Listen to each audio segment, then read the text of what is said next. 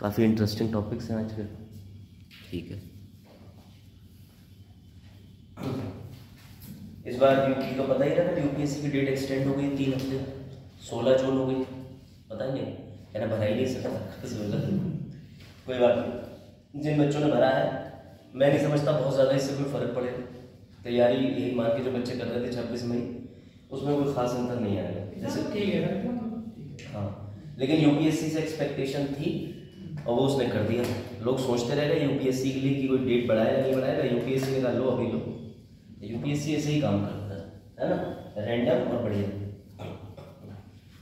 बाकी आप लोग डेली करंट अफेयर के लिए और अपनी तरफ से क्या कर रहे हैं ये बताइए। जैसे आप गए हो, आज पहली क्लास है आपकी, अच्छा आप तो आ रही हो ना 2-3 दिन से, कुछ पढ़ रही हो आप करंट में, कोई मैगजीन वगैरह? अच्छा चलो ठीक है, आप कल ही कहना सर अभी मेरा कोई अटेम्प्ट ही नहीं, मैं तो आ जाता हूँ बस। लेकिन अच्छी बात है आप आते हो, ये अच्छी बात है। सरों ने आपको कोई बात नहीं, एटलीस्ट कुछ कौन सा न्यूज़ पढ़ दिया? हाँ, कौन सा न्यूज़पेपर जो घर पे आता है? दैनिक कलेश, अमर खबर। दैनिक में कौन सा पेज पढ़ दिया आपने? कौन सा वाला? सभी पढ़ सभी एक कभी कर रही हूं। एक्चुअली उसमें एक एडिटोरियल वाला पेज निकलता है। आप कोई आ जाओ, आप पेपर में नहीं है सर, इसे चढ़ के आप ऑन कर पाएंगे? कलिंग कर दे, कनेक्ट। हाँ कलिंग आप कर दो, गरिया बता लेंगे। नहीं कलिंग ध्यान से आ जाएगा। जब ब्रेक कर देना क्या हो गया ऑन हो गया बच्चों को।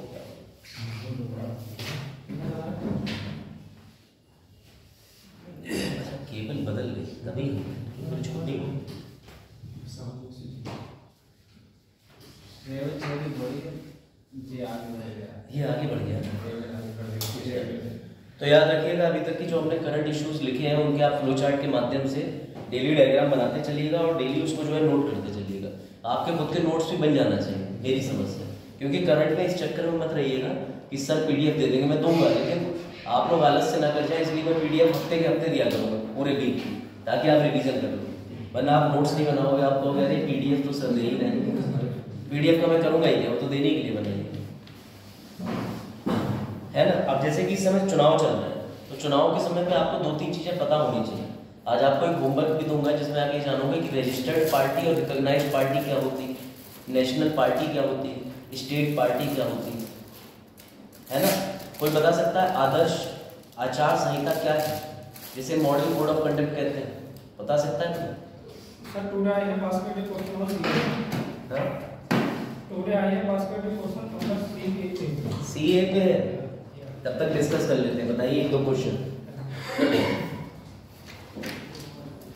वैसे आज सीए पढ़ेंगे, सही दिन पे आएगा।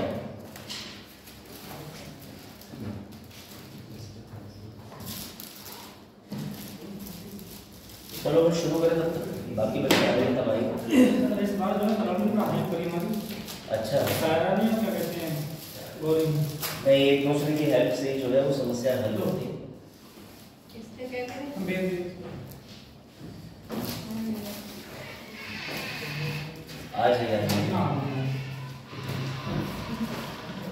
हाँ वही बच्चों, तब तक कल वाले क्वेश्चन वगैरह पूछ लेता हूँ, बताओ। Let's be start. हाँ बताइए क्वेश्चन बाद सीए पे आप ही क्या पढ़ेंगे? Sir I will please definitely if you are interested in talking to English then please go ahead. Sir as you know that I follow the Hindi newspaper. Okay, yesterday when I followed the Hindu newspaper and I heard that the Honorable Supreme Court has stated on the CA. What do you expect that in the future Honorable Supreme Court has stopped rejected the CA? okay, if you want the future prediction then it is very far prediction वजाहत। हम आप उसकी क्या बात ऐसे कोई बात नहीं, आगे चले बन जाए, लेकिन आंसर ले लीजिए। आप आंसर ही ले रहे तो first of all the issue that has been raised with the Supreme Court is that the audience or the citizens are worried about that CA is taking their citizenship, but they are actually wrong. The Citizenship Act is far more better than any other act of citizenship because it is providing citizenship to all the illegal immigrants who are from the 3 countries. I will not go inside the basic detail. Hindi आता है question English में तो हिंदी करेंगे, क्या होता है हिंदी आती है कोई बात नहीं, आपकी छुट्टी है। बात करेंगे हाँ मैं उनका आंसर दे दूं, हिंदी बनाऊंगा। Thing is that no matter the court may put a stay, but the act is implemented, and in the future also this act will 100% work. So do you agree that the Supreme Court not rejected the CA? Yes, agree, because so if anyhow Supreme Court rejects, they will bring another amendment into the particular provision, but they are not going to totally quash that, as far as I know. So as the opposition advocate have remarked that the India is a secular country, while the CA is the non-secular.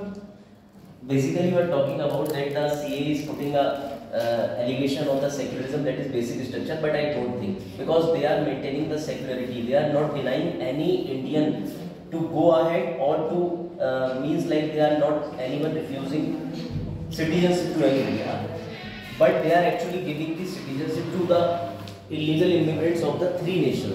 तो मैं समझता हूँ secular तो है। हाँ आ जाओ भाई, आ जाओ, जल्दी आ जाओ, आगे 10 मिनट पहले बुलाया था, तब भी डिस्टर्ब कर। हाँ बताइए कृष्णपाल जी, आगे कुछ आगे। But I think CA is the not the better. That the NRC is the main problem of the NRC issue has been earlier also raised, but the Supreme Court has never been paved out from the declaring the judgment. The PNRC. PNRC. What is PNRC clearance report? So in this case, we accept that the CA is not rejected by the 100%. To Krishnapal, very हाँ PNRC good. हाँ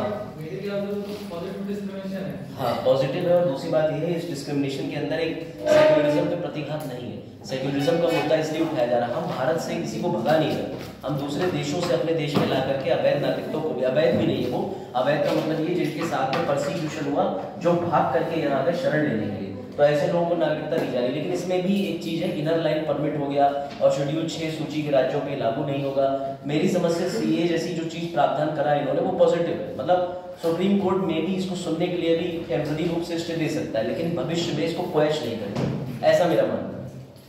sir क्या आपको नहीं लगता है कि भारत सरकार ने जो है अभी क्यों लागू किया, इसका राजनीतिक वजह भी? हाँ बिल्कुल बिल्कुल, हर चीज के पीछे वजह होती है, और सिर्फ यही नहीं होती है, जितनी भी पेंशन है वो टाइम पे आ गई है लोगों की, तो इसके पीछे बहुत सारी वजह है। जो आप कहना चाह रहे हैं ना, वजह वही है पहले। चलो भाई बच्चों आ जाओ, ठीक है, चलो डेली न्यूज के साथ शुरू करते हैं, ठीक है। डिस्कशन करा करो आप लोग भी, वजाहत बिना डिस्टर्बेंस के फोकस करिएगा वहां सामने, ठीक है, कोई इशू नहीं। पहली तो भाई करंट अफेयर में किसी एग्जाम में ये नहीं आएगा, बस तुम्हारे लिए बता दे रहा हूँ मैं, पता ही चल गया होगा सभी को कि आपका यूपीएससी जो कि प्रस्तावित था, होना ही था, प्रस्तावित नहीं था, आ जाओ 26 मई को, ठीक है। अब उसकी डेट क्या हो गई है, 16 जून। तो अगर किसी ने आईएएस का फॉर्म भरा है तो कोई बात नहीं, टेस्ट सीरीज ज़्यादा लगा लेना, लेकिन ये मत सोचना कि बहुत ज़्यादा लाभ मिल गया है, इसका एक्स्ट्रा बेनिफिट मिल जाएगा। जो हुआ जैसा हुआ 3 हफ्ते की बात है, ठीक है, कब गुजर जाएंगे कब बीत जाएंगे ये भी आपको पता नहीं चल पाएगा, ठीक है। तो चलो बड़ी न्यूज़ ये थी, और यूपीएससी ने अपने यहाँ ऑफिशियल नोटिस वेबसाइट पे निकाल दिया है, यही मेंशन करा है कि लोकसभा के चुनाव के चलते न्यू डेट अनाउंस कर दी है, एग्जाम कर दिया है पोस्टपोन। अब आज का एक चिंतन प्रश्न है और बढ़िया प्रश्न, इस प्रश्न का उत्तर दें। ऑप्शन नहीं, इसमें ऑप्शन नहीं दूंगा।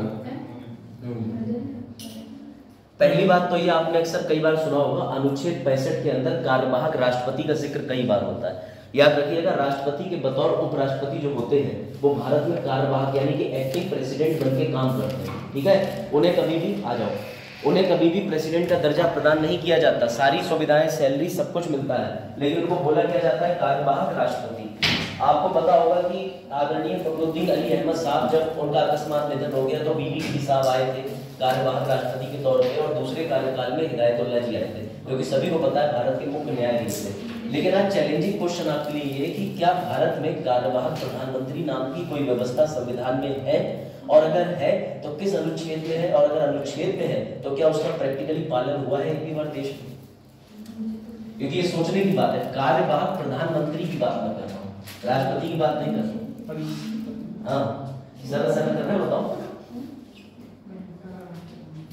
क्या लगता है, कोई नहीं हुआ? हुए हैं, नाम बताइए।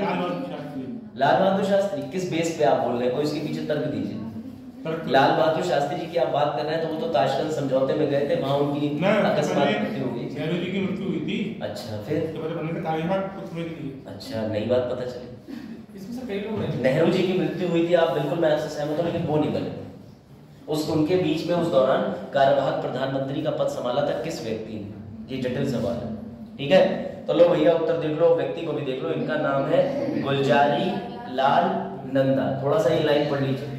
फिर संविधान क्या कहता है, क्योंकि ये बड़ा अच्छा प्रश्न है। आ जाओ बेटा, इस समय चुनाव के स्पेशल कवरेज को मैं डेली 5 से 10 मिनट मॉर्निंग में करूंगा जरूर।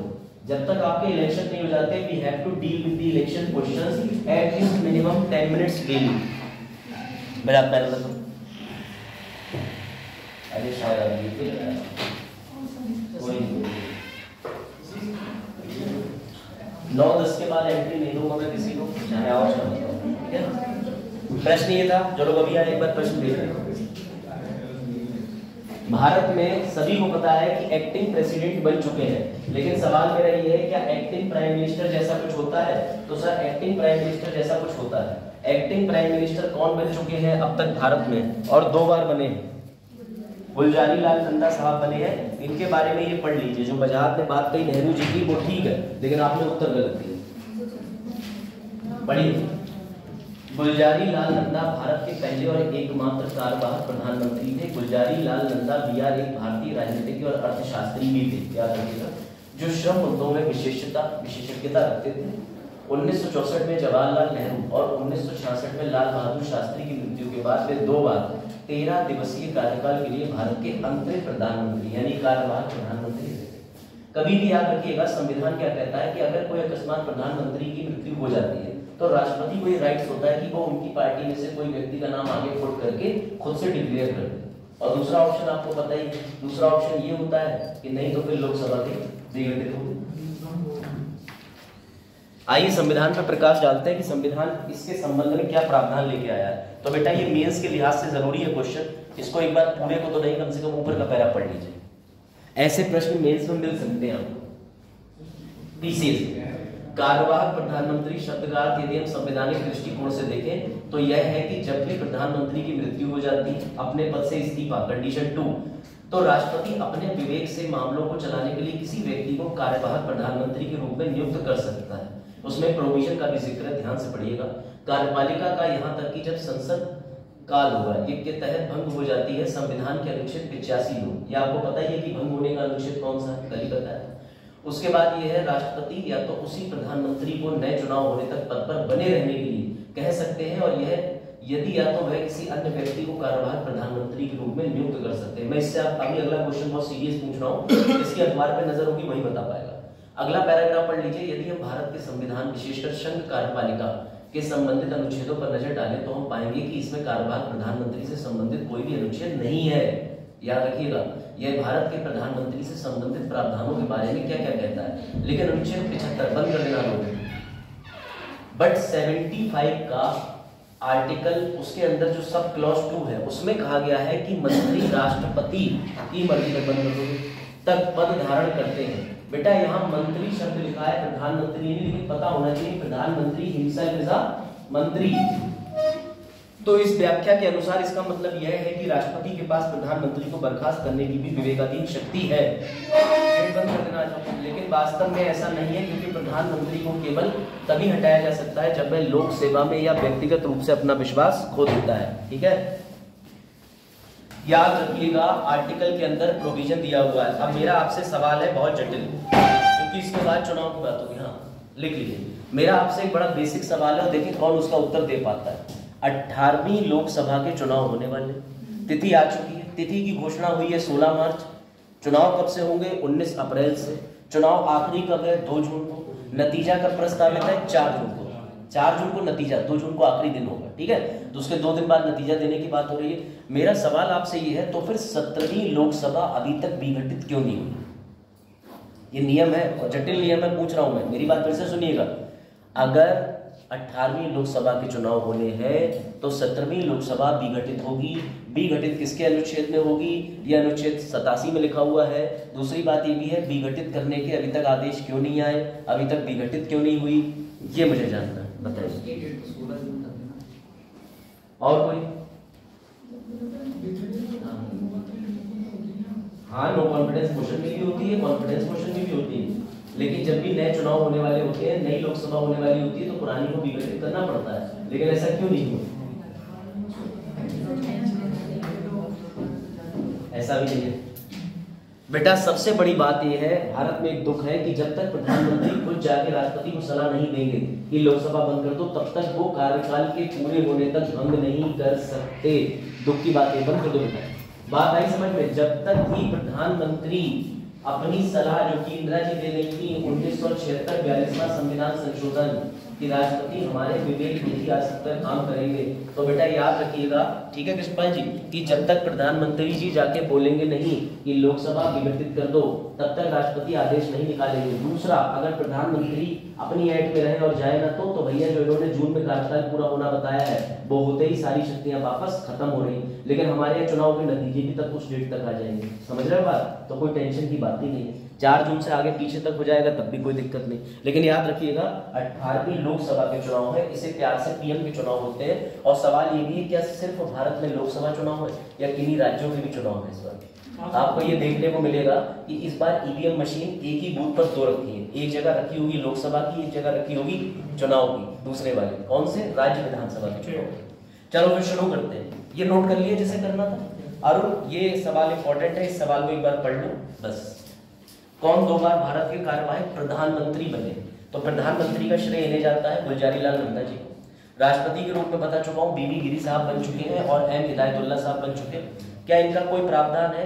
स्पष्ट तौर पे नहीं लिखा, लेकिन संविधान की व्याख्या करने पे अनुच्छेद 75 के उपअनुच्छेद 2 के अंदर ये जिक्र होता है कि मंत्री को बनाए रखने के लिए राष्ट्रपति अपने विवेक का प्रयोग कर सकते हैं। ठीक है, इस्तीफा देने के बाद भी आग्रह कर सकते हैं, ये ध्यान रखिए। चलो भाई, अब आ जाते हैं व्लादिमीर पुतिन साहब पर। अभी आपको पता होगा, सबसे पहली बात तो याद रखिएगा कि व्लादिमीर पुतिन के बारे में 2 चीजें फेमस है।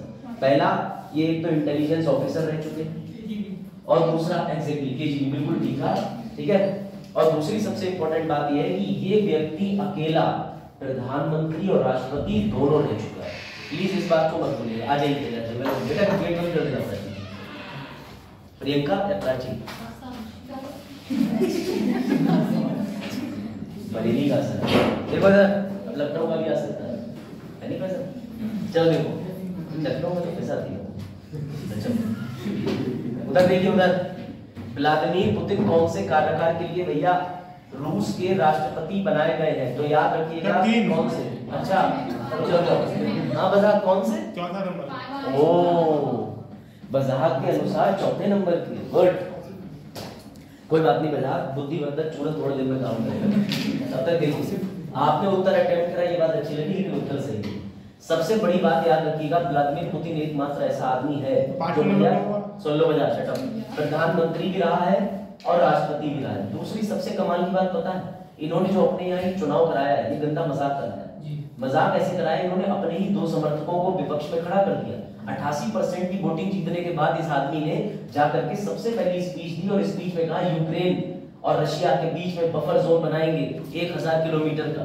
जाते ही इन्होंने अपनी स्पीच का जिक्र कर दिया। और सबसे खतरनाक बात यह है कि आने वाले समय तक भी इनको कोई हटाने वाला है ही नहीं। तो आइए बात कर लेते हैं। व्लादिमीर पुतिन ने अपना 5वां कार्यकाल सिक्योर कर लिया है। इनका कार्यकाल शुरू होता है सन 2000 से। बेटा तुम्हारे यहाँ पर सन 2000 से लेके दादा चचा ताऊ के रिश्ते बदल जाते हैं, लेकिन ये आदमी अभी भी अपनी गद्दी पे विराजमान है, याद रखिएगा। तो पहले से लेके 4थे कार्यकाल का जिक्र यहाँ तक है, ठीक है। और याद रखिएगा, 24 से इनका कार्यकाल शुरू हो जाएगा। अगर विपक्ष की बात करें तो इन्होंने किसे हराया? तो भैया निकोले को हराया। निकोले खरी-खोटी तो सुना नहीं पाए, तो उन्हें निकाल के बाहर कर दिया। निकालो खरी-खोटी, ट्रिक हो गई भैया, ठीक। तो इन्होंने निकोले खरी-खोतनोवो जो भी है उन्हें बाहर कर दिया। इस व्यक्ति के नाम रिकॉर्ड है पीएम और प्रेसिडेंट दोनों रहने का। दूसरी बात याद रखिएगा कि ये रशिया के अंदर एकमात्र ऐसा राष्ट्रपति है जो जाना जाता है बलवेग, हिंसा, दंगा, प्रभोग भड़काने के लिए, ठीक है। अब सबसे बड़ी बात आपके दिमाग में एक चीज और आनी चाहिए कि अगर रशिया की बात कर ले बेटा, तो रशिया के अंदर रूसी क्रांति हुई थी। और रूसी क्रांति कब हुई थी कोई बता सकता है? रशियन रेवोल्यूशन कब हुआ था? 1917 से 1923 के अंदर, ये याद रखिएगा, ठीक है।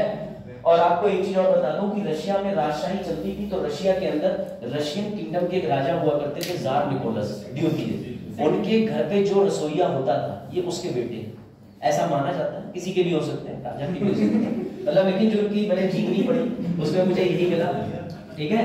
क्योंकि पहले मैं सोचता था कि क्रांतिकारी व्लादिमीर लेनिन साहब हैं, ये उनके बेटे हैं, लेकिन ये उनके बेटे नहीं है, ये जार है। क्या तुम लोग इधर देखो, तुम्हें क्या लग रहा है भारत में ये सब होता है, विदेश में भी होता है?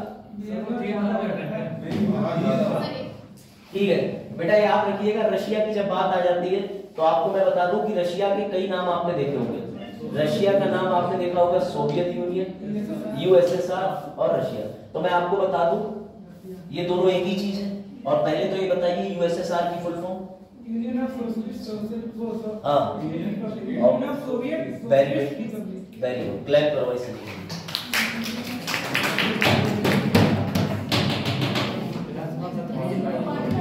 बस बस बस, ऐसे भी क्लैप नहीं करनी कि बगल वाला 10 का नोट देते, ठीक है, समझिएगा बात।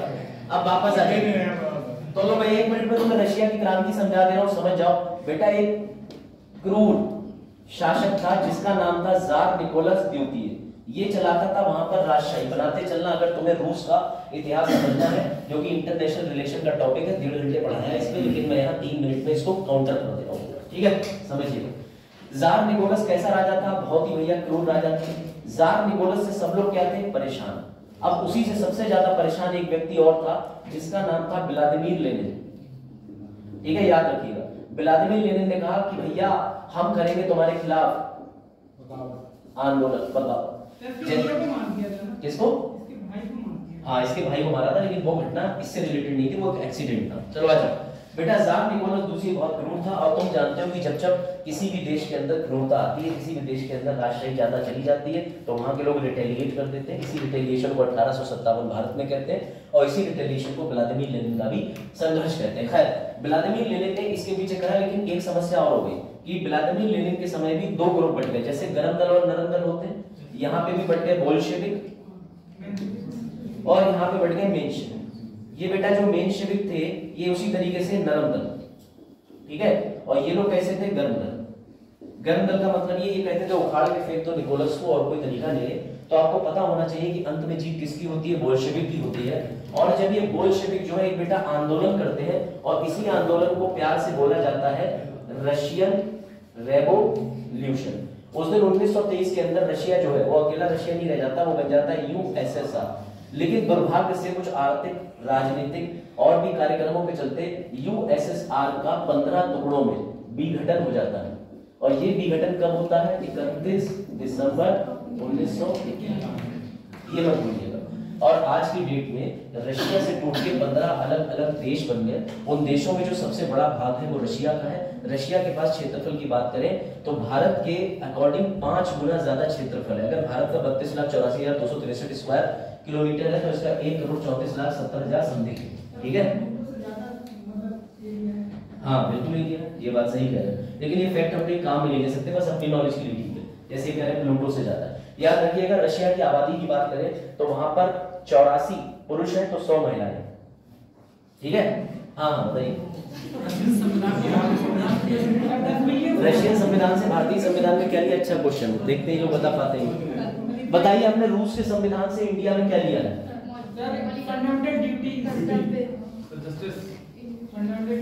बताओ भाई कृष्णपाल।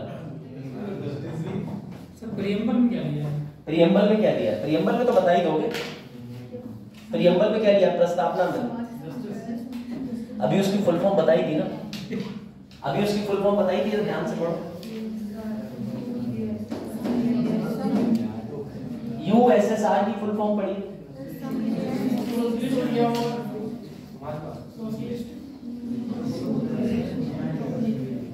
हाँ हाँ, तो डर क्यों रहे हो? ठीक तो बता रहे हो, घबरा क्यों?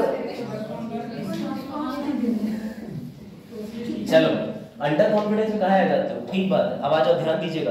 देखिए रशिया भारत का आज की डेट में वर्तमान में समय में क्या है? दोस्त है कि दुश्मन? अगर रशिया की बात करें तो रशिया में याद रखिएगा, रशिया को 3 इलाकों में मुख्यतः बांट दिया गया। ये देखो, इस रशिया के अंदर ही आपने सुना होगा बैकाल झील, सबसे गहरी झील कहाँ है? वो भी रशिया के अंदर है। ये साइबेरिया वाले भाग में पड़ती है। समस्या रशिया के पास एक है कि इसके पास फार ईस्ट की जो लेकर के समस्या है वो क्या है कि फार ईस्ट एक ऐसा क्षेत्र है यहाँ पे जहाँ पे डेवलपमेंट शून्य है। रशिया फार ईस्ट में इंडिया को कई बार बोला चुका है कि आ जाओ अपने मैन्युफैक्चरिंग यूनिट लगाओ, हम तुम्हें सब्सिडी देंगे। लेकिन समस्या ये हो गई कि चाइना ने इस अपॉर्चुनिटी को कैश में बदल दिया।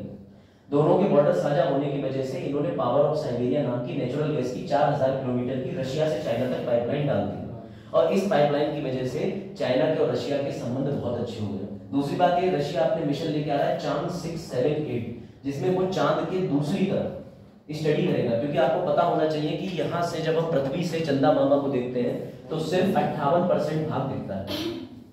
बचा हुआ जो 42% भाग है वो कभी पृथ्वी से दिख ही नहीं सकता, लेकिन वो जो 42% भाग है उस पर लगातार सूर्य की किरणें पड़ती हैं। तो सूर्य की किरणें पड़ने की वजह से वहां पर एक नए तरीके का पदार्थ पाया गया है जिसका नाम है हीलियम 3 H3। समझ गए, यानी H3 मतलब हीलियम। तो बेटा ये जो हीलियम है ये न्यूक्लियर रिएक्शन के लिए बड़ा फायदेमंद है। इसको बताओ फ्यूल की तरह, समझ रहे हैं, इस्तेमाल करने के पीछे चीन पड़ा है हाथ धो के। और चीन इस चीज को भारत तो छोड़ो बाकी देशों से पहले एक्सप्लोर करके ला करके प्रयोग करके भेजना चाहता है। तो क्या गजब मिशन है चाइना का, इसे कहते हैं चांद मिशन। ऐसा वो कर चुका है 5 बार, 1 2 3 4 5 मिशन प्रस्तावित है, 6 7 8। तो याद रखिएगा, ठीक है। साइंस एंड टेक की क्लासेस शुरू होगी ना कल से, पढ़ोगे ये सब।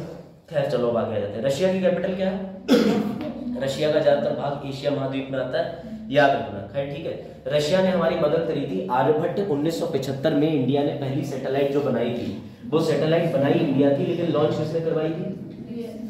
लॉन्च बेटा रशिया से हमने करी थी। और रशिया में जिस जगह से हमने लॉन्च करी थी उसका नाम है अस्त्राखन ओब्लास्ट। जगह का नाम ही लिखा है ना सामने। और जिस पैड से लॉन्च करी थी उसका नाम था कपुस्तीन यार। डेट थी 1975, ठीक है, 19 अप्रैल 1975। और यहाँ से सोवियत रॉकेट लॉन्च के माध्यम से हमने जो जगह थी वो अस्त्राखन ओब्लास्ट थी।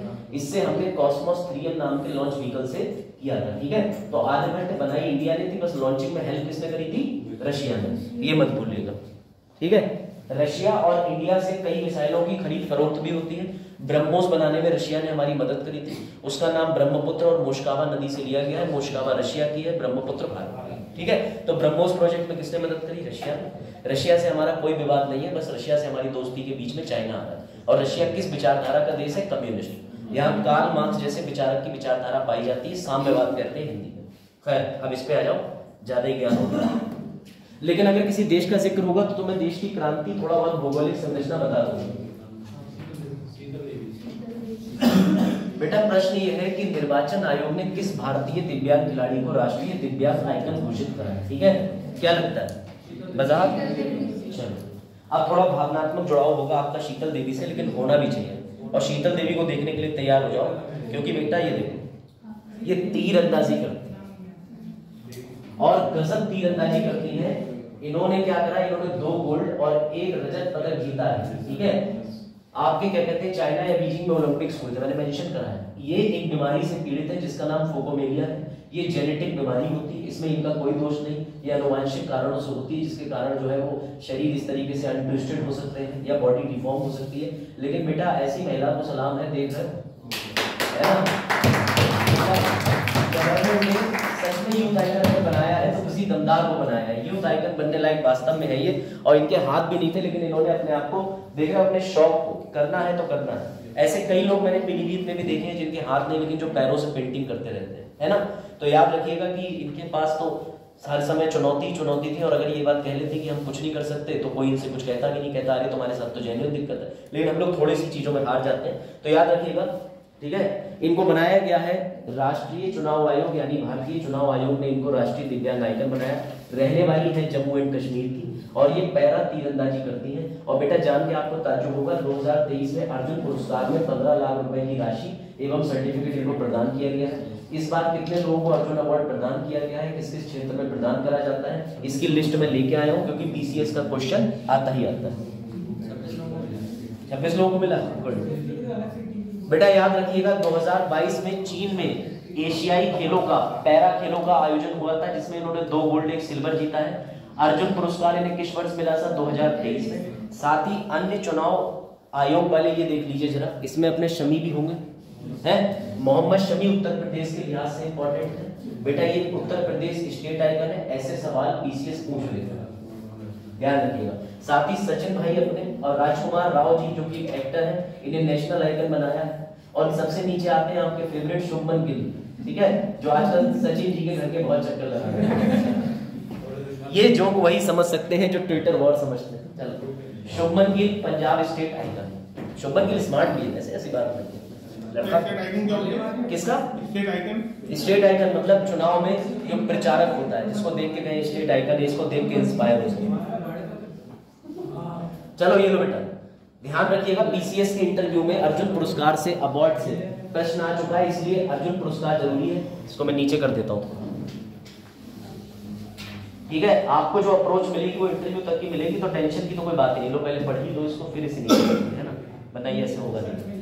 अर्जुन पुरस्कार खिलाड़ियों को दिए जाने वाला एक पुरस्कार है जो भारत सरकार द्वारा खेल के क्षेत्र में उत्कृष्ट प्रदर्शन के लिए दिया जाता है। इस पुरस्कार का शुभारंभ कब हुआ था? 1961 में हुआ था। पुरस्कार स्वरूप 15 लाख रुपए की राशि, अर्जुन की कांस्य प्रतिमा और एक प्रशस्ति पत्र दिया जाता है। बेटा इंटरव्यू में ये सवाल पूछा गया था, अब पढ़िए, रेड कलर से जुड़िए। किस साल अर्जुन पुरस्कार की शुरुआत की गई थी? ठीक है, कभी कभी ऐसा होता है आपका इंटरव्यू उसी डेट पे पड़ जाए, जिस दिन जस्ट एक दिन पहले अर्जुन पुरस्कार आया या उस महीने में आया, तो ऐसे अवार्ड को छोड़ना नहीं। तो बच्चे का जवाब था अर्जुन पुरस्कार, ये लाइन अच्छी लगी, लगातार 4 वर्ष तक बेहतरीन प्रदर्शन, लीडरशिप क्वालिटी, खेल भावना और अनुशासन के लिए दिया जाता है। परफेक्ट आंसर, ठीक है। इस पुरस्कार की शुरुआत साल 1961 में हुई है। उसने वो भी बात कह दी, ये किन विशेषताओं के चलते किसी खिलाड़ी या किसी एथलीट को दिया जाता है। बेटा अर्जुन पुरस्कार किसके नाम पे शुरू करा गया? तो इसके पीछे कोई बड़ा लॉजिक नहीं है, बस ये चीज याद रखिएगा, प्राचीन भारतीय महाकाव्य महाभारत के मुख्य नायक अर्जुन के नाम पर अर्जुन पुरस्कार की स्थापना 1961। आपको पता होना चाहिए कि अर्जुन बौने थे और उस समय में जो मानव हुआ करते थे उनकी एवरेज हाइट 9.5 फीट की होती थी। ये 6-6.5 फीट के होकर उस समय बौने थे रामायण के समय में। अब मैं ये बता रहा हूँ कि मानव जैसे जैसे उत्पत्ति करी है वापस से विघटन की ओर भी आ रहा है। अब 6-6.5 फीट का सबसे लंबा आदमी निकलेगा दूरी, तो समझ रहे हो? हाँ 35 फीट, तो ये सत्यता हो भी सकती, क्योंकि 9-9.5 फीट की तो कई सारी किताबों में पुष्टि होती, लेकिन क्या कुछ नहीं कर सकते, है ना। तो समझे, ऐसी चीजों को याद रखिएगा। और आपके लिए ये भी चीज है, सबसे पहले 1961 के अंदर अर्जुन पुरस्कार किसे दिया गया था? तो बेटा याद रखना, पीके बनर्जी को दिया गया था, ठीक है। और सबसे पहली महिला खिलाड़ी कौन थी? उनका नाम था अन्ना लम्सडेन, ठीक है। दक्षिण भारत नहीं, ठीक है। ये प्रश्न सारे याद रखिएगा। चलो अब आगे बढ़ते हैं। नोट कर लिया? नहीं कर, कोई बात नहीं। पहले राशि अर्जुन पुरस्कार में 5 लाख दी जाती थी। 29 अगस्त जो कि मेजर ध्यानचंद जी के पुण्यतिथि के रूप में मनाया जाता है, इसको कहते हैं भैया खेल दिवस। और ये 29 अगस्त 2020 को उस समय हमारे केंद्रीय खेल मंत्री थे किरण रिजिजू, इन्होंने ये राशि को 5 लाख की जगह बढ़ा करके कितना कर दिया था? 15 लाख। तो ये ध्यान रखिएगा। चलो ये रहे सारे अवार्डी। बेटा 26 लोगों को दिया गया है। इसी से पीसीएस के सवाल बन जाते हैं। पीसीएस ने अक्सर सवाल पूछे हैं कि संबंधित खिलाड़ी किस खेल से संबंध रखता है। जैसे आपको नहीं पता होगा ये वुशु क्या होता है। वुशु एक गेम होता है, किसी ने देखा है वुशु को? ऐसे बॉक्सिंग की तरह सब पहन लेते हैं और उसके बाद में आराम से वुशु खेलते हैं, नहीं पता? देखना ही नहीं जाके करना है, सही है। बाजार तुम्हें तो पता ही होगा। बाजार को बताऊंगी para canoeing, blind cricket. Blind cricket तो चलो सब बेटा ऐसे खेलों में संबंधित खिलाड़ियों के नाम डेली 10 मिनट पढ़ोगे तो मैं याद हो जाएंगे। 26 के नाम याद रखना, पीसीएस का प्रश्न मिलेगा ही मिलेगा, मैं भी बता रहा हूँ, ठीक है। क्या चप्पल मार? कोई बात नहीं, वो तो मम्मी पापा आज भी खेलते होंगे। हाँ इसका उत्तर बताओ, हाल ही में किस पीवी नरसिम्हा राव मेमोरियल पुरस्कार से सम्मानित किया गया? बेटा नरेंद्र मोदी जी को सबसे ज्यादा अवार्ड मिले हैं विदेशों से। रतन टाटा जी वही व्यक्ति हैं जिन्होंने कोविड जैसी शुरुआत के दौर में था 500 करोड़ रुपए दान कर दिए थे भारत को कोविड में रिसर्च करने के लिए। सुधा मूर्ति हाल ही में राज्यसभा में नामित करी गई है, बहुत बड़ी शिक्षाविद है एवं इंफोसिस की को फाउंडर है, सह संस्थापक है। और अजीम प्रेम जी को कौन नहीं जानता? पता है ना? नहीं पता? चलो ये लो भाई, रतन टाटा जी का है। बेटा रतन टाटा जी जो है वो फॉर्मर चेयरमैन थे टाटा ग्रुप्स के। सर कंपनी छोड़ दी नहीं, चेयरमैन आते हैं चले जाते हैं, कंपनी ओनर टाटा ग्रुप्स ही रहेंगे। बेटा इनकी जगह पर वर्तमान में चेयरपर्सन कौन है? तो याद रखिएगा चेयरमैन यहाँ पर नटराजन चंद्रशेखर, ये मत भूलिएगा। रतन टाटा की अगर खासियत की बात करें तो इनको 2000 में पद्म भूषण मिल चुका है, 2008 में पद्म विभूषण मिल चुका है। कई बार पर्सनैलिटी के नाम पे नीचे स्टेटमेंट में दे देते हैं कि पद्म भूषण इस वर्ष मिला, पद्म विभूषण मिला, और हाल ही में इनको 2024 में पीवी नरसिम्हा राव का पुरस्कार मिला। कौन है पीवी नरसिम्हा राव? तो बेटा इन्हें दो चीजों के लिए जाना जाता है। सबसे पहले पीवी नरसिम्हा राव जाने जाते हैं 73 और 74 संविधान संशोधन, जिसमें पंचायती और म्युनिसिपल वाले, ठीक है, याद रखिएगा। कब? वर्ष 1992 और वर्ष 1993। साथ ही आपको ये पता होना चाहिए कि पीवी नरसिम्हा राव चुनाव के अंदर जनप्रतिनिधि अधिनियम में भी बहुत बड़े बड़े संशोधन लाने के लिए जिम्मेदार है। थोड़ा सा इनके बारे में पढ़िएगा। और पीवी नरसिम्हा राव, ठीक है, बहुत ब्रिलियंट व्यक्ति थे। और ये टाटा का ऑफिशियल लेटर है। टाटा ने कितने रुपए दिए थे कोविड के दौरान? 500 करोड़। 500 करोड़ का दान देना तो छोड़िए, सबसे ज्यादा दान देने वाला अगर कोई है तो वो मान के चलिए रतन टाटा ही है। इनसे ज्यादा डोनेशन कोई नहीं करता। और इनका भी एक स्टेटमेंट आया जो बड़े दुख की बात है। इन्होंने कहा कि मेरी कम्युनिटी मेरे सामने ही वैनिश हो जाएगी। मैं एक ऐसा व्यक्ति हूं जो इस बात का गवाह होगा कि मेरी पारसी समुदाय का डिक्लाइन, यानी कि जो गिरावट है, वो मेरे सामने ही पूरा वंश खत्म हो रहा है। क्योंकि बहुत रेयर पारसी बचे हैं, आपको पता है।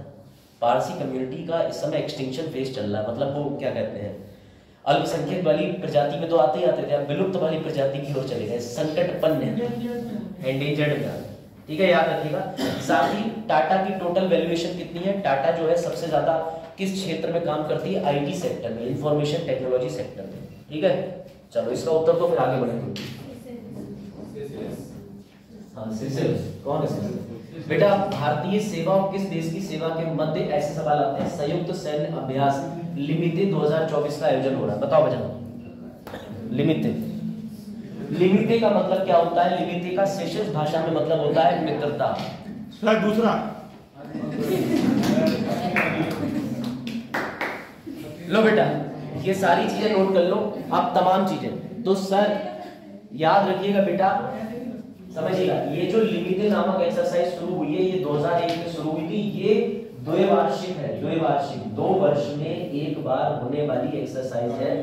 साथ ही ये हमारे अच्छे संबंधों, बाजार शटअप, आगे देखो, बाजार बोलो मत, क्यों तुम्हारी आवाज ऐसी है, तो तुम बाहर जाके बोल मत करो क्लास को। फ्लो मेरा टूट गया तो लोग पढ़ लो, मैं तो सवाल दे रहा हूँ, मैटर दे रहा हूँ, जब पढ़ लो हो गया कर, इसमें मत करा करो, मत आया करो। लिमिट का मतलब समझो, दोस्ती। कब शुरू हुआ था? ये 2001 में स्टार्ट हुआ था, 2 वर्ष में एक बार होता है। 2024 में इस बार 10वां संस्करण इसका हुआ था। कब शुरू हुआ? 18 से मार्च, यानी कि ये 18 मार्च से शुरू हुआ है। कब ओवर होगा? 27 मार्च। याद रखिएगा, सेशल्स की अगर बात करें तो सेशल्स जो है वो 1976 के अंदर ब्रिटिशर से आजाद हुआ था। ठीक है, ये भी एक कॉलोनी हुआ करता था ब्रिटिशर्स की। और दूसरी इंपॉर्टेंट बात याद रखिएगा, ये जो मिलिट्री एक्सरसाइज शुरू करा गया है, ये दोस्ती और बेहतर रिश्तों को बनाने के लिए जरूरी है। अब आपको देखना होगा सेशल्स का है, तो ये देखो, ये अफ्रीका के अंदर है। और याद रखिएगा, ये अफ्रीकन कॉन्टिनेंट पे एक देश है। और बड़े कमाल की बात ये है कि इसके जो राष्ट्रपति हैं वो भारतीय मूल के, ये लिखा है सामने, उनका नाम है विपिन राम कलावन। नहीं, बिहार के। इनका जो बेटा ओरिजिन है वो इंडिया से है, यानी कि ये इंडियन ओरिजिन के व्यक्ति हैं। सेशल्स को याद रखिएगा, इसकी कैपिटल विक्टोरिया है। इसके प्रेसिडेंट के बारे में बता दिया। और ये कहां? अफ्रीकन कॉन्टिनेंट में पाया जाने वाला एक देश।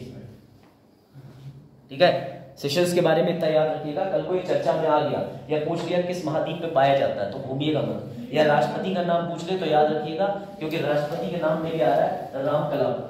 तो ऐसे याद रखिएगा। गांव में तो वैसे नाम बड़े प्रचलित होते हैं, राम कलावन, मधुसूदन। हाँ, आप सही कह रहे हैं।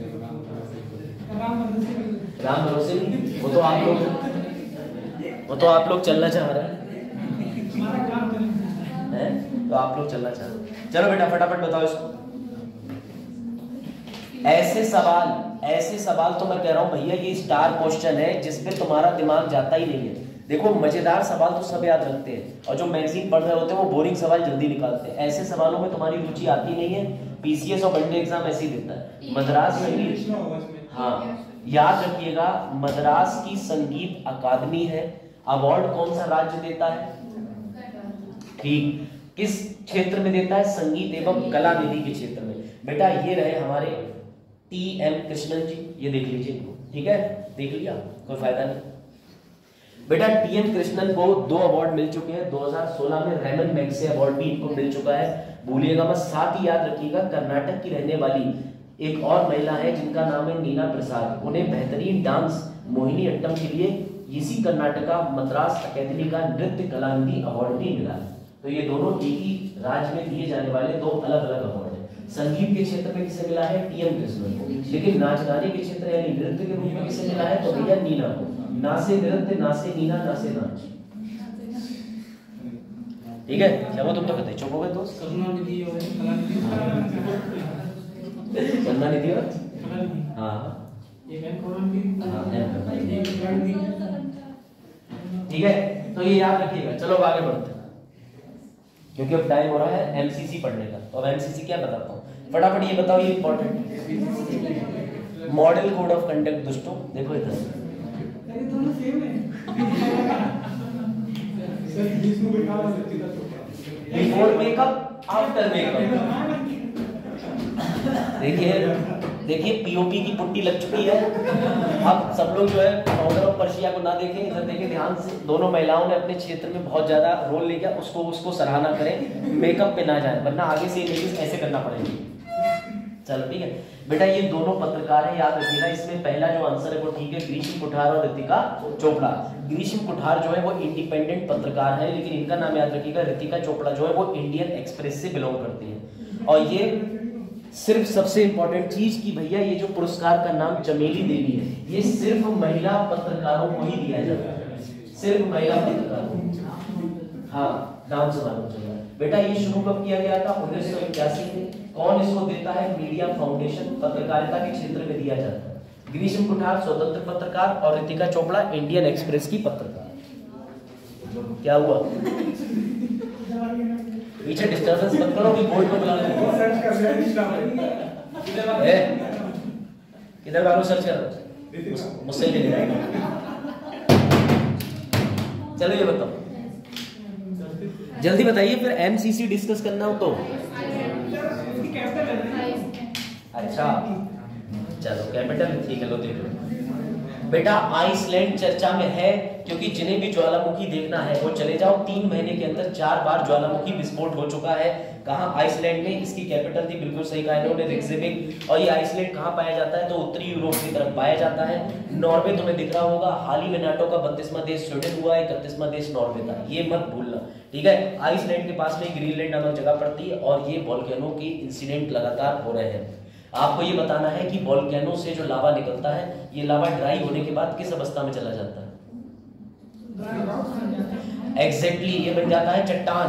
और जब ये चट्टान पे अपर्दन यानी कि वेदरिंग ऑफ रॉक्स होता है या सॉइल के कारण, समझ गए ना, तो उस वजह से क्या होता है कि जब टूटता है तो टूट के आने के बाद ये हवा से, जल से बह के बहुत सारी प्रोसेस होती है आगे। मृदा भी ऐसे ही बनती है। ठीक है, और इस मृदा में बहुत सारे खनिज पाए जाते हैं, इंपॉर्टेंट मिनरल्स पाए जाते हैं। ठीक है, क्या होगा जब लावा में किसी व्यक्ति को ऐसे फेंक दो, तुरंत मर जाएगा। ठीक है ना। चलो, कुछ फेमस ज्वालामुखी हैं जो आपके पीसीएस में ये पोर्शन पूरा करेंगे बेटा। इनके नाम आ जाएंगे, इनके शहरों के नाम आ जाते हैं, कूट मिलान वाले प्रश्न आ जाते हैं कि ज्वालामुखी, क्योंकि अब ये ज्वालामुखी चर्चा में है तो ये ज्वालामुखी का नाम आ जाएगा और किस जगह पे ये पाया जाता है। तो ऐसा कूट मिलान जरूर करिए। ठीक है, लिखा तुमने ये? इसमें आप सभी को पता होगा कि फ्यूजियामा जापान में है, एटना कहाँ पर है? Sicily Italy. ठीक है, इसमें कोटोपेक्सी इक्वाडोर। इन सब में से आखिरी ज्वालामुखी कौन सा है जो फटा था हाल ही में? दौड़ के लो अंतिम प्रश्न फिर आगे।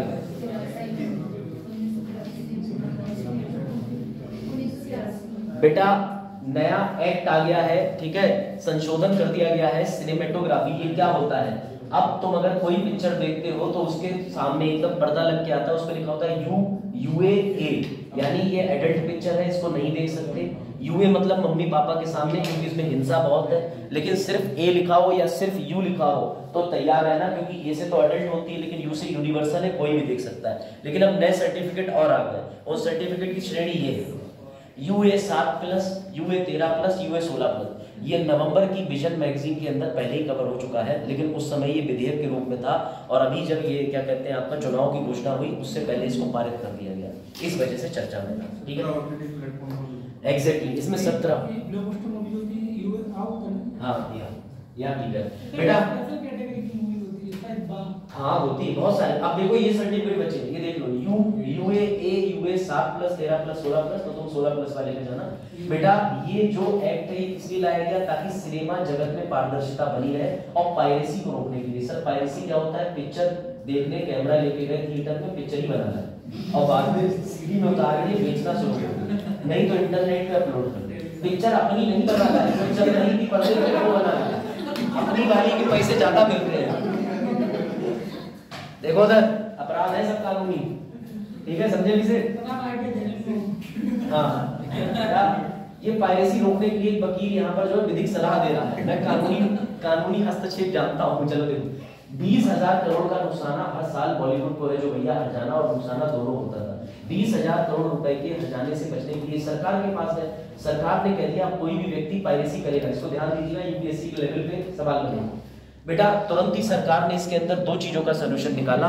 पहला ये 3 साल की सजा का प्रावधान, दूसरा अगर 50 करोड़ की पिक्चर है और किसी व्यक्ति ने उस पिक्चर की पायरेसी कर दी तो उस पर 5% जुर्माना लगेगा, यानी 2.5 करोड़ रुपया जुर्माने के तौर पर देने के लिए तैयार है। समझ में आई बात? और सर्टिफिकेट की श्रेणी क्या आते हैं? ए मतलब एडल्ट, यू ए मतलब पापा को लेके, यू मतलब एवरीबॉडी और यू ए मतलब 7 प्लस 13 प्लस 16 प्लस, ठीक है। और कुछ ऐसे भी 17 ओटीटी प्लेटफॉर्म है इनका जिक्र होगा। और भी हाल ही में सरकार ने इंफॉर्मेशन एंड ब्रॉडकास्टिंग मिनिस्ट्री ने बहुत सारे कुछ ऐसे चैनल थे जैसे रैबिट ऑल्ट वाला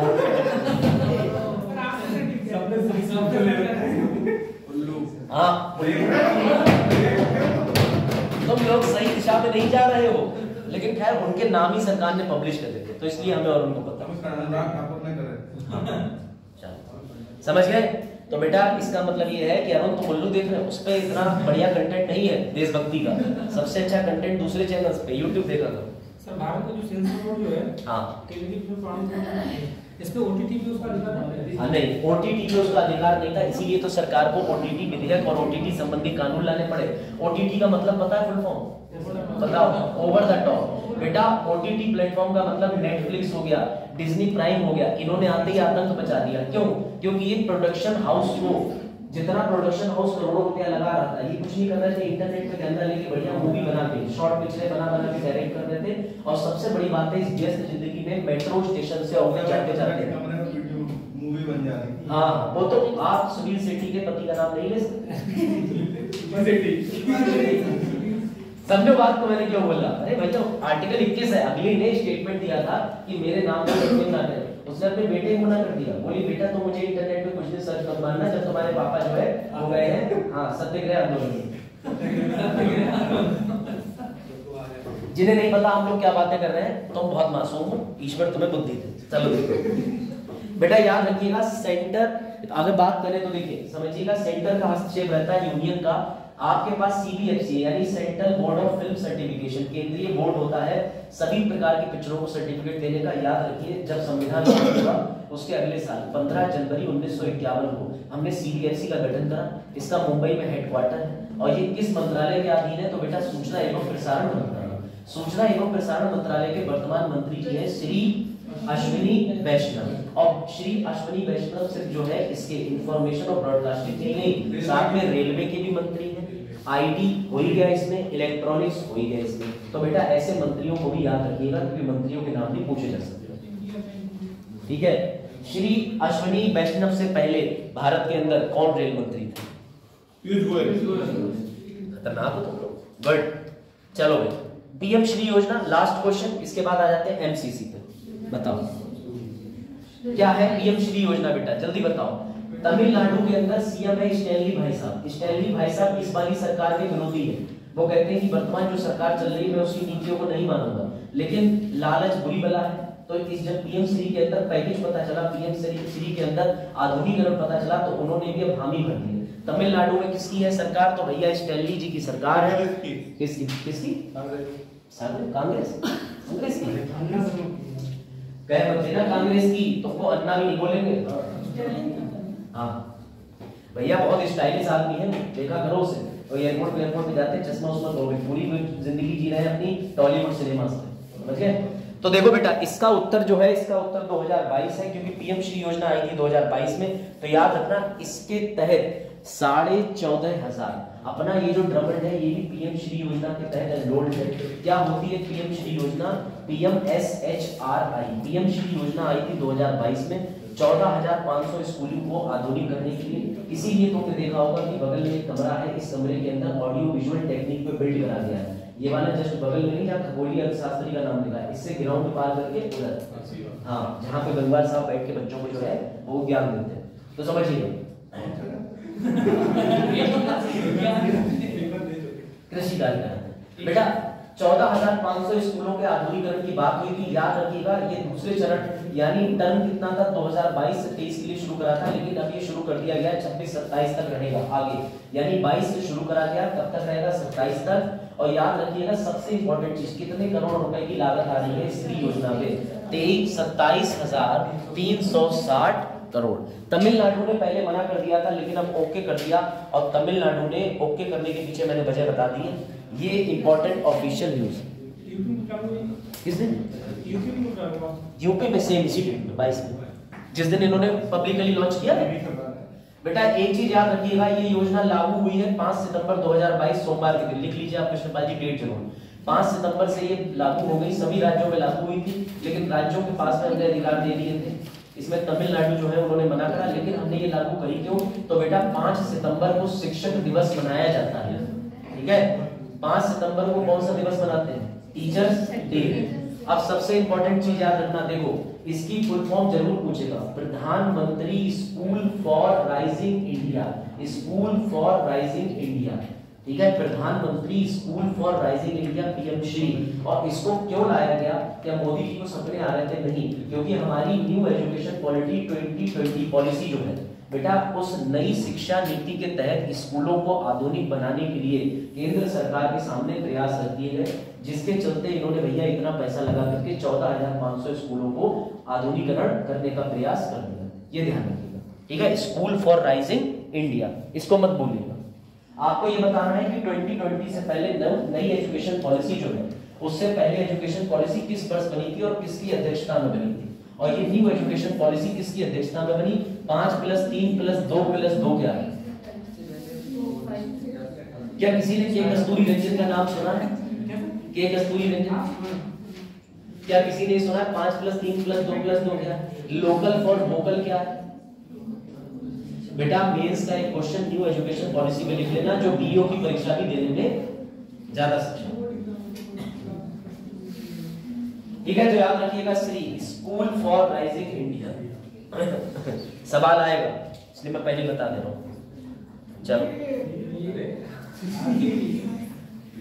इसका कोई खास वो नहीं है, आप देखना चाहो तो देख सकते हो, इसलिए नहीं खास है बेटा। इसका उत्तर है रॉयल चैलेंजर्स, लेकिन किस टीम को हरा के? दिल्ली कैपिटल को हराया है। याद रखिएगा ये दूसरा सीजन था, ये महिलाओं का होने वाला क्या है भैया? तो विमेन प्रीमियर लीग है। इसकी शुरुआत 23 फरवरी को हुई थी, 17 मार्च को खत्म हुआ। इसमें 5 टीमें थी। सर 5 के नाम बता दो। ये रहे 4, ये रहे, एक क्वेश्चन में लिखा है, ठीक है। तो 5 टीमों के नाम ये रहे। याद रखिएगा ये कहां हुआ इस बार? अरुण जेटली स्टेडियम, जिसको फिरोज साहब कोटला स्टेडियम बोला जाता था, दिल्ली के अंदर, उसका नाम बदल दिया गया था, ठीक है। सबसे बड़ा स्टेडियम, सबसे बड़ा ऐसा स्टेडियम भारत के अंदर बताइए जो अंतरराष्ट्रीय खेल कराने में भी सक्षम है, और आज की डेट में सबसे बड़ा स्टेडियम है पूरे भारत के अंदर। लखनऊ नहीं, वेरी गुड, अहमदाबाद में सिचुएटेड है, आपको पता होना चाहिए कौन सा है बेटा। गुजरात के पास सबसे बड़ा स्टेडियम है, जहां वर्ल्ड कप हारे थे, जहां वर्ल्ड कप हारे थे। बस मार दिया टोट तुमने। चलो बेटा याद रखिएगा, ये ऑरेंज कैप और ये सब वाली चीजें रटने की होती है, तो तुम रट लेना, ठीक है। लो तुम्हारे लिए एक विशेष चीज मैं लेके आया हूं, सुनो, ये बड़ा इंपॉर्टेंट है। अभी 17 मार्च को झारखंड पीएससी का पेपर हुआ है। झारखंड पीएससी के पेपर को मैं लेके आया हूं, और अगर तुमसे कोई भी बुद्धिमान आदमी कहे कि बस 6 महीने का करंट आता है, तो मुंह पे कह देना कि एक बार जनवरी देख लो जीपीएससी। बेटा 1 साल 3 महीने तक का करंट अफेयर पूछ रहे हैं, 1.5 साल का करंट अफेयर पूछ रहे हैं, विद डेट लेके आया हूं, ठीक है। हाँ तो अरे कुछ लोगों को नहीं पता ना, तो नहीं पता ना, बजट नहीं आता है, तुम्हें नहीं पता, बजट नहीं आता, तुम्हें नहीं पता, तुम ज्यादा काबिल हो गए, ये लोग हो गए ज्यादा काबिल, इन्हें पता।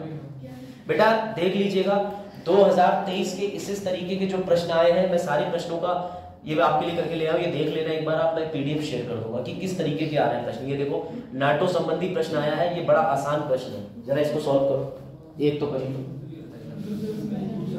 जिसे पता है कि नाटो के अंदर 42 देश हो ही नहीं पाए, जब 32वां देश स्वीडन बना है, तो पहला तर्क तो बिल्कुल गलत हो जाएगा, लेकिन इसका मुख्यालय ब्रुसेल्स में अवस्थित है, ये बिल्कुल ठीक हो जाएगा। तो इसका उत्तर होगा केवल सेकंड। ये स्टैटिक क्वेश्चन, करंट और स्टैटिक के बड़े अच्छे क्वेश्चन आए। हम लोग जो रेलिवेंट चीजें पढ़ रहे हैं वो सारी रेलिवेंट चीजें अगर तुम यहाँ लगा लोगे तो तुम्हें उससे क्वेश्चन मिल जाएंगे। जैसे हम लोग कोई सा शिखर पढ़ते हैं, आपको पता होना चाहिए इंटेलेक्चुअल प्रॉपर्टी सम्मेलन होते हैं, ठीक है। तो याद रखिएगा ये वैश्विक बौद्ध शिखर भी हुआ था, ये कहाँ हुआ था? दिल्ली में। साल भर का पूछ रहे, 6 माह वालों ने कट लगा दिया। चलो भाई अब आज का टॉपिक शुरू करते हैं। हाँ अच्छा, ये तो सवाल था ही था, हो ही गया, आपसे डिस्कस भी कर लिया। चलो भाई एमसीसी पे डिस्कस करते हैं, ठीक है। अब उसे पहले से पीक आउट मत करो। आज का जो जटिल मुद्दा ये है वो आसान बनाने की कोशिश करेंगे, उसे प्यार से कहते हैं आदर्श आचार संहिता। तो क्या है आदर्श आचार संहिता? सबसे पहले क्यों लागू करी गई और लागू करने से इसका फायदा क्या होता है? क्या इसके ब्रेक करने पर कोई विधिक कार्रवाई करी जा सकती? क्या इसका विधिक महत्व है? क्या ये लीगली एनफोर्सेबल है? क्या ये किसके कंट्रोल में होती है, सरकार के या इलेक्शन कमीशन के? चलिए शुरू करते हैं, ठीक है। पहले तो आप बेटा ये जान लीजिए कि हमारे पास भारत में मुख्य चुनाव आयुक्त है जिनका नाम है राजीव कुमार, जिनकी नियुक्ति हुई थी 15 मई 2022 को। साथ में 2 चुनाव आयुक्त भी हैं जो अभी हुए हैं 14 मार्च को। उनके नाम क्या क्या है बेटा? ज्ञानेश कुमार और SS संधू, यानी सुखबीर सिंह संधू। और जिस कमेटी से ये चयनित करे गए हैं उस कमेटी का नाम है सिलेक्शन कमेटी, जिसमें कौन कौन थे? PM, केंद्रीय मंत्री और leader of opposition Lok Sabha.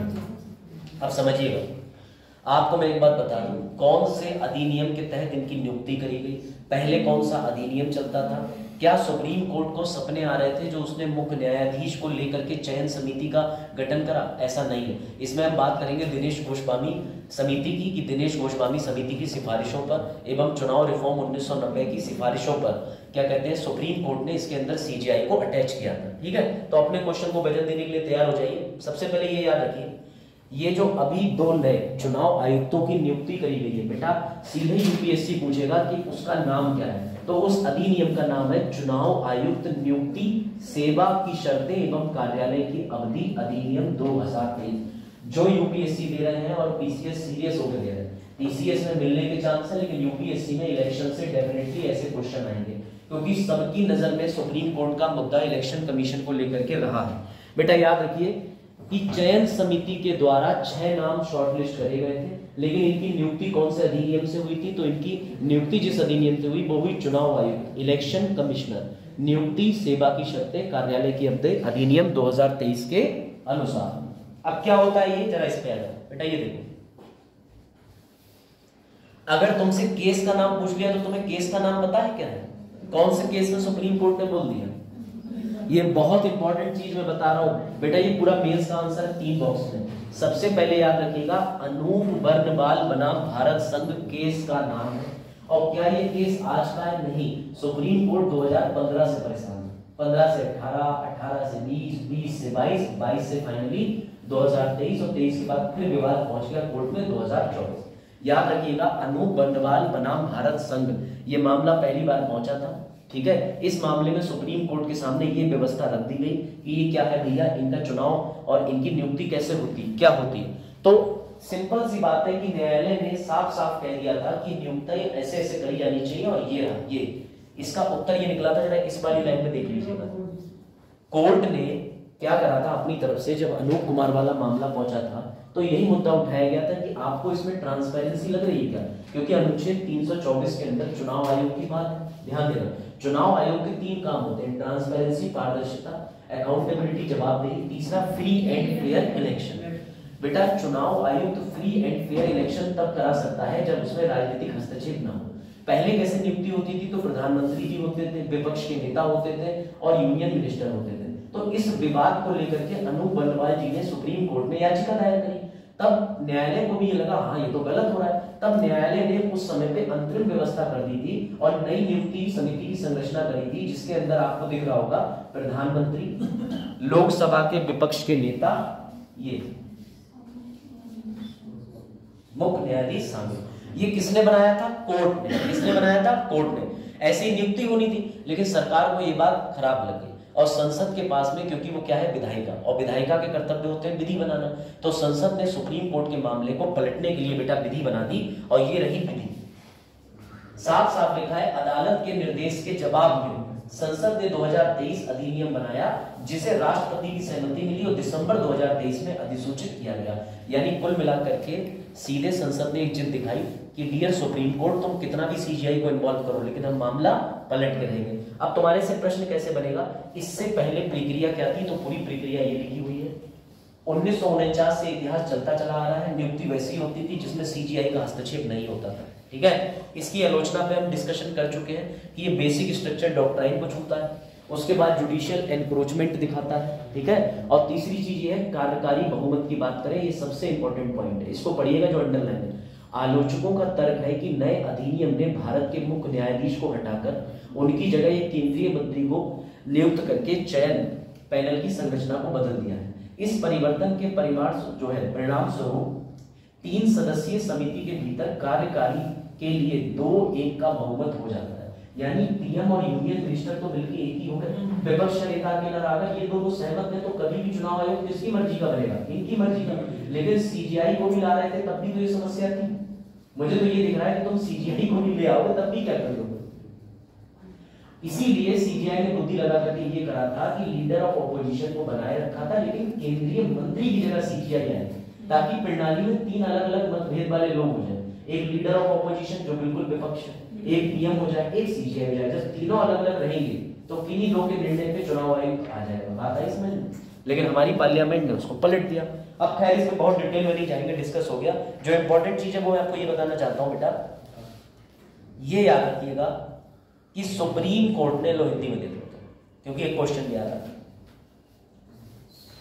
Supreme court ने सीजीआई को जब आदेश दिए थे अनूप कुमार वर्मा केस में कि नए चुनाव आयोग की नियुक्ति के लिए 3 लोग बनेंगे, पहला पीएम, दूसरा विपक्ष का नेता, तीसरा सीजीआई, तो इसके लिए उन्होंने अपने मन से नहीं दे दिए थे बेटा। ये आपको लिखना पड़ेगा मेंस के आंसर में। इसके लिए चुनाव सुधार पर दिनेश गोस्वामी समिति बनी थी 1990 में। और इतना ही नहीं, आप ये भी याद रखिएगा कि चुनाव सुधार पर विधि आयोग की 255वीं रिपोर्ट आई थी। 255 के लास्ट में 5 है, 2015 भी है, उसमें भी 5 है।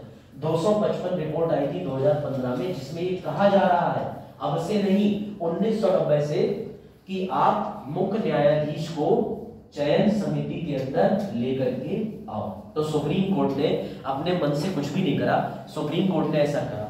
सवाल ये आता है कि सुप्रीम कोर्ट इस तरीके का कोई भी एक्शन ले सकती है? हाँ, क्योंकि उसके पास पावर है अनुच्छेद 142 की। कौन सी पावर है? आर्टिकल 142 को कहते हैं कंप्लीट जस्टिस, याद रखिएगा। तो अब आपसे बेटा ये रहा, ये सवाल आएगा, ये देखो विधेयक के प्रमुख प्रावधान क्या है, एक बार इसे पढ़ लो फिर आगे चलो। ये विधेयक चुनाव आयोग पहले किसके तहत होती थी नियुक्ति? 1991 के तहत। किसके तहत? 1991 में चुनाव आयोग से होता था, जिसमें उनका क्या होता था, नियुक्ति होती थी और वो कैसे कार्य करेंगे। ये कब एक्ट था पुराना वाला? 1991। इसे ही एक्ट को नया किसने बना दिया? संसद ने 2023 में। किसके फैसले के खिलाफ? सुप्रीम कोर्ट के फैसले के खिलाफ। बेटा नियुक्ति प्रक्रिया का मतलब समझ लो, इसके अंदर एक चयन समिति का भी रोल है। राष्ट्रपति को सिफारिश कौन करती है? चयन समिति। 3 लोग इन्वॉल्व हो रहे हैं, राष्ट्रपति, चयन समिति और चयन समिति के बाद 3 लोग जो असल में चयन करेंगे। तो ये चयन समिति क्या है बेटा? चयन समिति शॉर्ट लिस्टिंग करती है। जब 17 नामों की सूची दोगे, जैसे लोकपाल लोकायुक्त के अंदर भी चयन समिति होती थी, ये चयन समिति नामों को फिल्टर कर देगी और फिल्टर करने के बाद पीएम के पास, लोकसभा वाले वही विपक्ष के लीडर के पास और तीसरे नंबर पे केंद्रीय मंत्री, क्योंकि अब तो यही चल रहे हैं तीनों, सीजीआई वाला तो हट गया। तो इन तीनों के पास में ये चयन समिति एक लिस्ट भेजेगी। इस लिस्ट के अंदर चयन समिति ये देखेगी बेटा कि किसके नामों को फॉरवर्ड करना है, इन्हीं नामों में से चयन किया जाएगा।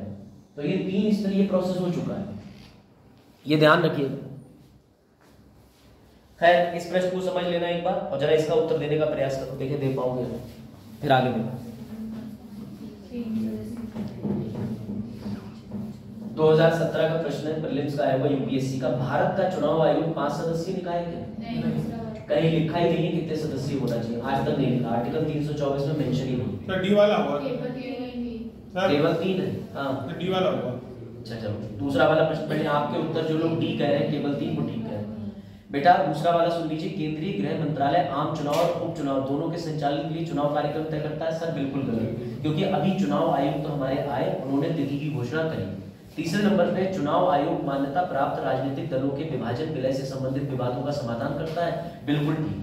इस समय अगर कोई भी प्रॉब्लम होगी तो इलेक्शन कमीशन ही डील करेगा, लेकिन इलेक्शन कमीशन का फैसला आने के बाद हम सुप्रीम कोर्ट जा सकते हैं, ये ध्यान रखिएगा। लेकिन जब तक विवाद चल रहा है तब तक इलेक्शन कमीशन होगा, तब तक हम सुप्रीम कोर्ट नहीं जा सकते।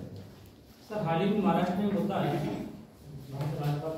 हाँ बताइए बताइए। तो पार्टी संबंधी क्या मतलब है? उसमें पार्टी संबंध का मुद्दा पार्टी को मानता रहना, कौन सी पार्टी पहले के चुनाव को लेकर कि काम चुनाव में तो होता है, बिल्कुल होता है, लेकिन वो क्यों अपना अगर वो हस्तक्षेप कर रहे थे तो इस मामले में निर्णय में सुप्रीम कोर्ट आगे आ सकते हैं। 100% होनी चाहिए, लेकिन किसी ने आवाज ही नहीं उठाई। नहीं सुप्रीम कोर्ट में गया है, ठीक। उन्होंने बहुमत का आधार दे दिया कि सिंधे ग्रुप के जो लोग चले गए सबसे छोड़ के वो बैठे हैं, उनके पास बहुमत है। हाँ जिनके पास बहुमत है। ये तो वही वाला केस हो गया जैसा आपके तमिलनाडु नीट एग्जाम वाला केस हुआ था, जिसमें गवर्नर ने जबरदस्ती अपने बिल को पारित करने में सुप्रीम कोर्ट सुनवाई कर रही है। अभी एक और हुआ तेलंगाना तमिल अच्छा, सिंह ये आर एन रवि का मुद्दा क्या है? ये बड़ा हो गया। नहीं, आर एन रवि का मुद्दा हम डिस्कस कर चुके हैं। आर एन रवि का मुद्दा मैंने आपको ये बताया था, जैसे नीट वाला पूरा मसला था, उसमें आर एन रवि ने जबरदस्ती वहां के सीएम पे दबाव बनाया। उन्होंने कह दिया आप पे बहुमत है, लेकिन तब भी उन्होंने बहुमत नहीं नहीं माना। अभी जो बाकी सारे सर 3 साल सुप्रीम कोर्ट इसकी दृष्टि लगाई, इसके बाद में क्या होता है कि प्रधानमंत्री को किसी को नहीं दिला रहे हैं। हाँ ये मुद्दा है, ये मुद्दा ये मुद्दा है अभी डिस्कस। चलो बेटा इधर आ जाओ ध्यान से, अब एमसीसी पढ़ लो, उसके बाद आगे बढ़ते हैं, ठीक है। पहली बात तो ये याद रखिएगा कि चुनाव की तिथि की घोषणा हो चुकी है, जैसा मैंने शुरू में बताया। तुम्हारे पीलीभीत में जो चुनाव होगा वो 19 अप्रैल को होगा, ये भी पता चली गया होगा। Very good. कितने राज्यों में एक ही दिन चुनाव होकर खत्म हो जाएगा? 22। और कितने राज्यों में चुनाव 7वें चरण में चलेगा? 3 में। तो उसमें अपना उत्तर प्रदेश लिए बेटा याद रखिएगा ये सारी चीजें। खैर अब आगे बढ़ते हैं। ये बिल जो पेंडिंग है, आपको ये पता होगा लास्ट के 2 हफ्तों में जितनी तेजी से काम संसद ने करा है उतनी तेजी से पूरे साल नहीं करा होगा। ये देखिए कितने सारे बिल पेंडिंग है। Jammu Kashmir reservation bill, homeopathy, मतलब ऐसी कोई मुस्लिम विमेन पे भी एक बिल आ रहा है, ये protection of right on marriage bill 2019। ये उसको भी बता देंगे राजीव गांधी वाले बिल को। मेरे आपको बताने की बात यह है कि पॉलिटिकल पार्टीज जो है अगर उनको टाइम मिल जाता तो देख रहे हो किस तरीके की सारी चीजें तो चेंज करने पे लगे। खैर ये चुनाव के चरण है, कैसे क्या होगा नहीं, ये लिस्ट जो है वो आपके क्या कहते हैं पार्लियामेंट संसद की वेबसाइट पर है। अब आ जाओ इंपॉर्टेंट चीज पे डिस्कस करते हैं। जरा इन ऐप के बारे में देख लेना, इनमें से कोई ना कोई ऐप तुम्हें प्रीलिम्स में मिल जाएगी। चुनाव में, चुनाव के अंदर ट्रांसपेरेंसी बनाए रखने के लिए ये ऐप सबसे इंपॉर्टेंट है, सी विजिल ऐप। बेटा ये सी विजिल ऐप ऐसी है, अगर तुम्हारे आसपास में कोई पैसे लेके वोट दे रहा हो, कहीं पे शराब का वितरण हो रहा हो, कहीं पे अवैध काम हो रहा हो चुनाव संबंधी, तो तुम इस ऐप को डाउनलोड करके 2 मिनट की वीडियो बना के भेज सकते हो और वो तुरंत ही संज्ञान लेते हैं। ये सी विजिल ऐप बहुत जरूरी है। वोटर हेल्पलाइन ऐप है, PWD app is for disabled people with disability, जो दिव्यांग है। इसके अलावा वोटर टर्नआउट ऐप, ये 4 ऐप ध्यान रखना। इसमें से सबसे नई ऐप है सी विजिल ऐप, ये ध्यान रखना। अभी सब आएगा, टीवी पे विज्ञापन वगैरह सब आना शुरू हो जाएगा कि हमने ऐप लॉन्च कर दी, यूट्यूब पे भी विज्ञापन वगैरह सब आना शुरू हो जाएगा। लेकिन ये 4 प्रकार की बेटा जो ऐप है वो इलेक्शन ऐप है, ठीक है। चलो फिर शुरू करें, आ जाओ शुरू करते हैं। जरा ये बॉक्स पढ़ो।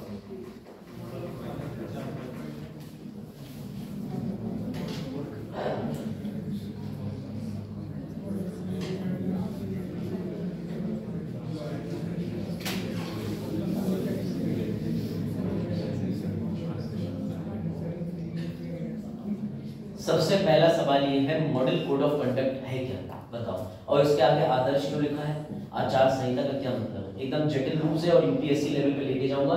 साथ ही तुम्हें स्टार कन्वीनर बताऊंगा, कितनी फंडिंग होती है, सनी देओल को 70 लाख रुपए खर्च करने का नोटिस आया, ये सब बताऊंगा। लेकिन उससे पहले एकदम बेसिक लेवल से बात करते हैं। बताओ भाई बजाज, तुम्हें इस बारे में व्यवहारिक ज्ञान होगा थोड़ा बहुत। हाँ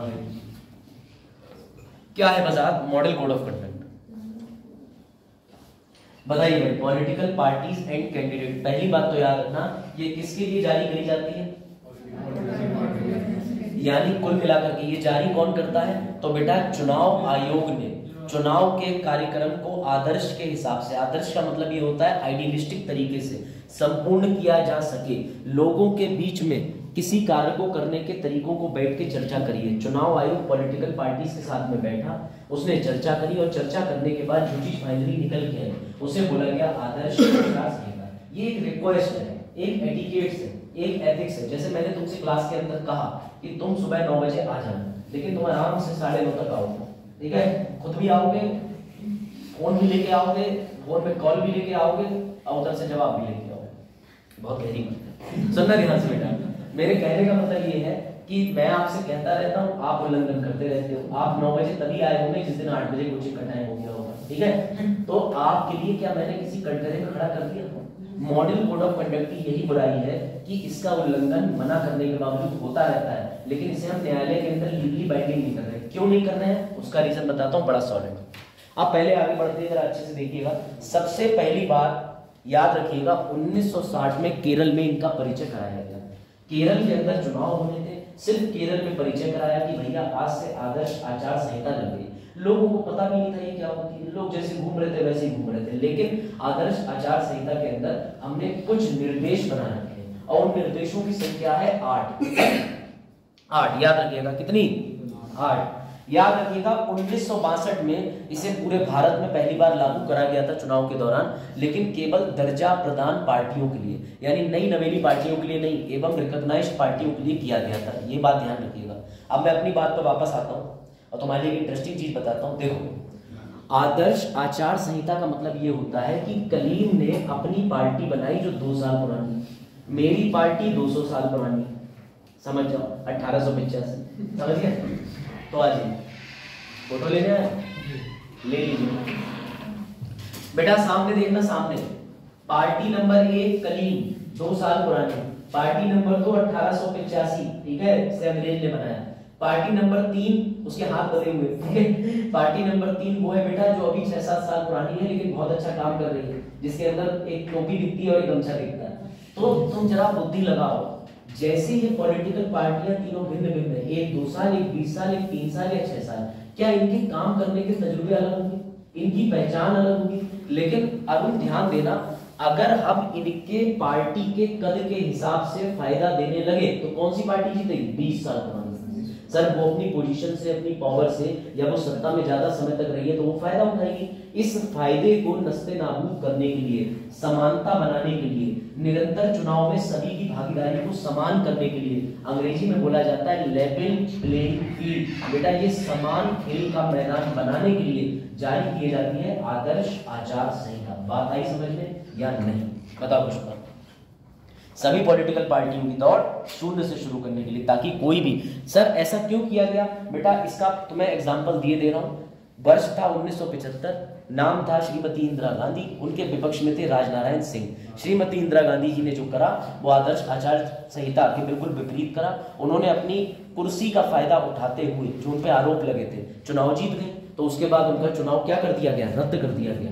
justice Jagmohan Sinha Allahabad high court के, उनके चुनाव का जो पूरा फैसला था वो पलट दिया और मैडम को 15 दिन का टाइम मिला था अपील करने के लिए, लेकिन मैडम ने उन्हीं 15 दिनों के अंदर लगा दी भारत में इमरजेंसी। और मजे की बात पता है, मैडम सुप्रीम कोर्ट जाती तो मैडम को मजा आता, क्योंकि बाद में सुप्रीम कोर्ट ने वो बात पलट दी थी, यानी मैडम के चुनाव को सही ठहराया था। मतलब मैडम एक बार सुप्रीम कोर्ट चली जाती तो देश में कभी आपातकाल लगता है। सोचने की बात है। चलो, तो बेटा आदर्श चुनाव संहिता क्यों दी जाती है? ताकि सबके लिए बना दिया जाए लेवल प्लेइंग फील्ड। आप समझिएगा, लोकसभा 2024 18वीं के लिए चुनाव होंगे। जिस दिन 17वीं लोकसभा का कार्यकाल पूरा होगा, क्या मॉडल कोड ऑफ कंडक्ट उस दिन से लगेगा? नहीं। जिस दिन भारत में चुनाव आयुक्त टीवी पर आकर इलेक्शन का शेड्यूल जारी करेंगे, सारणी जारी करेंगे, बेटा उसी दिन से शुरू हो जाती है आदर्श आचार संहिता। और आदर्श आचार संहिता खत्म कब होगी? जिस दिन चुनाव खत्म होंगे? नहीं, जिस दिन नतीजे आ जाएंगे। मैंने इसीलिए उसमें डेट लिखी है 16 मार्च को घोषणा हुई और नतीजे कब आने के लिए प्रस्तावित है? 4 जून को। तो अरुण कितने समय तक चलेगी? 16 मार्च से। ये याद रखना, नई नियुक्तियां नहीं होगी, नए कंस्ट्रक्शन के काम नहीं होंगे, वैकेंसी नहीं आएगी, किसी प्रकार के एग्जाम नहीं होंगे, पूरे देश के अंदर हर चीज रुक जाएगी। क्यों? क्योंकि देश के अंदर सारे प्रशासनिक सारे अधिकारियों की एक ही काम रहेगा, जन भागीदारी को बढ़ाना, क्योंकि ये जन भागीदारी डेमोक्रेसी की बात है और democracy basic structure of constitution है। अगर लोकतंत्र अपना कार्य सही से नहीं करेगा तो हम 5 साल का विश्वास किसी पॉलिटिकल पार्टी पे कैसे दे पाएंगे। अब शुरू होता है तुम्हारे लिए एक और इंटरेस्टिंग चीज, ये देखो बेटा, ये बड़ा इंटरेस्टिंग खबर है जो पीलीभीत की है, तुम्हें मजा आएगा। मान के चलो जैसे ये इलेक्शन 16 तारीख का डेट आई थी तो रात में सारे बैनर हटा दिए गए। हाँ, हटा दिए। फिर हम एक तरफ देखते हैं कि चुनावी रैली जो हो रही है वो भी तो एक प्रचार का माध्यम है। अलाउड है। चुनावी रैली अलाउड है। दोनों में फर्क क्या है? चुनावी रैली के अंदर पोस्टर, बैनर, साइन, उस तरीके की बातों पर रोक लगी है, लेकिन आयोजन पार्टी का करना जरूरी है। चुनावी रैलियां अलाउड है, लेकिन चुनावी रैली के लिए पूर्व में परमिशन लेनी पड़ेगी, वहां कोई चुनाव संबंधित नहीं हो, किस प्रकार के स्टेटमेंट देने इसमें भी नहीं। ये भी नहीं बोल सकते कि हम तुम्हें 1 किलो, 1 वोट मतलब 1 किलो सोना, नहीं बोल सकते। अभी दिखाता हूं कैसे। बेटा याद रखना, आदर्श चुनाव संहिता के समय पर कोई कंस्ट्रक्शन, कोई वैकेंसी, कोई ट्रांसफर नहीं होता। ये खबर पढ़ो। हाँ, कर सकता है, लेकिन उसके लिए उसी की अनुमति से होगा ट्रांसफर। ये पढ़ो। अगर कोई नेताजी काफी समय से अपने पद की वजह से सरकारी गेस्ट हाउस में रुके हुए थे तो बेटा अब उनको निकाल दिया गया। यही सामने लिखा है, पढ़ो ना। एक सरकारी अतिथि गृह में अनधिकृत रूप से रहने वाले एक नेताजी को बाहर का रास्ता दिखाया गया है। चुनाव प्रचार सामग्री हटाने के संबंध में बीसलपुर बिरसंडा बरखेड़ा के ईओ का मतलब समझते हो, नगर पालिका का सबसे टॉप का अधिकारी, एग्जीक्यूटिव ऑफिसर, ठीक है। और उसके साथ में बरखेड़ा के ईओ बीडीओ को सख्त निर्देश दे दिए गए हैं, वह खुद भी निरीक्षण कर रहे हैं। इस समय पर ऑफिसर्स के पास पावर बहुत आ जाती है और पीठासीन अधिकारी भी बना दिए जाते हैं। उधर नगर में सरकारी अतिथि गृह में लंबे समय से अनधिकृत रूप से रह रहे एक नेताजी को आचार संहिता लगते ही बाहर का रास्ता दिखा दिया गया। वह अपना सामान लेकर काशीनाथ बिहार में किराए के घर में पहुंच गए। नेताजी को बाहर निकाला जाना काफी चर्चा में है। एसडीएम ने बताया कि अब किसान सहकारी चीनी मिल के अतिथि गृह बीसलपुर बिरसंडा बरखेड़ा के ब्लॉक सभागारों में भी किसी प्रकार की कोई राजनीतिक बैठक नहीं होगी। आप सरकारी प्रॉपर्टी को राजनीति के लिए इस्तेमाल नहीं कर सकते। क्यों? क्योंकि मंत्री जी अपने घर में 10 लोगों को बुला के मीटिंग कर ले, तो प्रमोशन के लिए सरकारी मीटिंग क्यों देनी? ये होता है model code of conduct. Practically सीखो अपने शहर से। लेकिन अब सुनो इंपॉर्टेंट बात इसमें, मैंने तुम्हें कितने मॉडल कोड ऑफ कंडक्ट बताए? टोटल 8 नहीं, 8 मत याद रखना 6 + 1 सर आप तो हमारा सी सेट खत्म करा दोगे। नहीं बेटा, 8 को आज से कैसे पढ़ोगे? 6 + 1 याद रखना। पहले 6 निर्देश थे आदर्श आचार संहिता में, 2 बाद में जोड़े गए। याद रखिएगा, बड़ा इंटरेस्टिंग चीज है। एक कब जोड़ा गया? 1979 में। लास्ट वाला कब जोड़ा गया? 2013 में। इसके अंदर जो निर्देश दिए जाते हैं वो निर्देश हैं, पेश नहीं करूंगा मैं, छोटा करूंगा। ये सब के सब तुम्हें याद होना चाहिए। जो अरुण ने सवाल पूछे मैं बता रहा हूं। पहला चुनावी आचार, आदर्श आचार संहिता के अंदर चीज है जनरल कंडक्ट। तुम्हारा आचरण कैसा होना चाहिए? तुम किसी को पैसा देके वोट नहीं खरीद सकते, शराब या अल्कोहल या किसी भी पदार्थ का वितरण नहीं कर सकते, कास्ट के नाम पर वोटिंग नहीं कर सकते, धर्म के नाम पर वोटिंग नहीं कर सकते। अब मान के चलो कि बैठे हुए यश ने कहा कि मैं एक फला रंग के कपड़े पहन के शाम को बढ़िया सी कैप लगा के और छत पे चढ़ के कहूंगा कि देखो मुल्क के वासियों वोट मुझे ही देना, जिंदाबाद जिंदाबाद, तो समझ गए? तो एमसीजी कहेगा मुर्दाबाद मुर्दाबाद, नीचे उतर, समझ गए? तो बेटा इस तरीके से जो कौमी एकता के नारे चलते हैं, समझ गए? कौमी एक उर्दू वर्ड है लेकिन इसका मतलब सभी का लागू होता है, तो बेटा ऑफेंड ना हो। तो कहने का मतलब ये है कि जिस तरीके से कोई जात पात के नाम पर अगर वोट मांगता भी है तो बेटा ये जनरल कंडक्ट में मना है। जो मैंने लाइनें लिखी याद रखना। मीटिंग, तुम मीटिंग कर सकते हो, तुम्हें मीटिंग अलाउड होती है, लेकिन मीटिंग कहाँ अलाउड होगी? तुम अपने प्राइवेट प्लेस पे करो, नेशनल पार्क में जाके बैठ जाओ। लेकिन याद रखना तुम्हें पहले से इस मीटिंग की सूचना किसे देनी पड़ेगी? लोकल पुलिस को। क्यों? ताकि वहां झगड़ा ना हो जाए। कैसे हो सकता है? उसी नेहरू पार्क में इधर से आ रहे हो कांग्रेस केवाईसी और उधर से आ रहे हो बीजेपी वाईवाईसी। कहने का मतलब ये कि दोनों पार्टियां एक ही जगह इकट्ठी हो गई, अब वहां शुरू हो गया पथराव। तो ऐसी व्यवस्था ना बिगड़े, इसलिए मीटिंग अलाउड है। तीसरे नंबर पे जुलूस। बेटा जुलूस करना अलाउड है, लेकिन जुलूस की सूचना भी तुम्हें पुलिस को देनी पड़ेगी। क्यों? क्योंकि अगर 2 लोगों ने एक ही रोड से एक ही समय पे जुलूस निकाल दिया तो फिर तो जाहिर सी बात है, बस हो गया काम। बात आई समझ में? चौथी आती है पोलिंग डे, जिस दिन चुनाव का दिन होता है उस दिन आइडेंटिटी बैचेस हो गया। आपने देखा होगा कि आप ही के गांव के कोई पॉलिटिकल पार्टी के सक्रिय व्यक्ति वहां पर घूम रहे होते हैं, आओ और तुम्हारा वोट निकलवा दे। वो सारी वोट निकलवाने में सहायता करेंगे, लेकिन वो किसी पॉलिटिकल पार्टी का चुनाव चिन्ह नहीं होना चाहिए।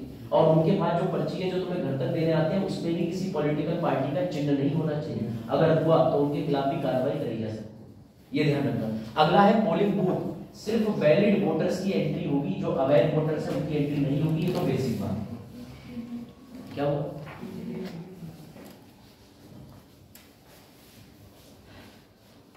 वो एलियन संपर्क यहाँ भी होगी।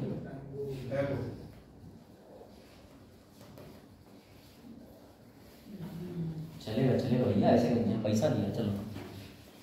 अब देखिए ध्यान से, लेकिन 1979 से पहले वाला देख लीजिए, ऑब्जर्वर बनेंगे, पर्ची नहीं आई।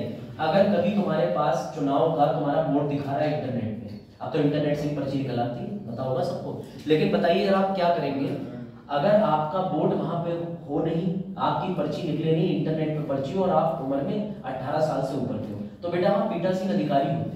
अधिकारी का मतलब यही तुम्हारे एसडीएम हो गए, बीडीओ हो गए, कई कई अधिकारी जो होते हैं उन्हें बैठा दिया जाता है चुनाव सेंटर के बाहर। तो क्या होता है, वो वहां बैठे होते हैं, वहां बैठने के बाद आप अपनी समस्या बताओगे।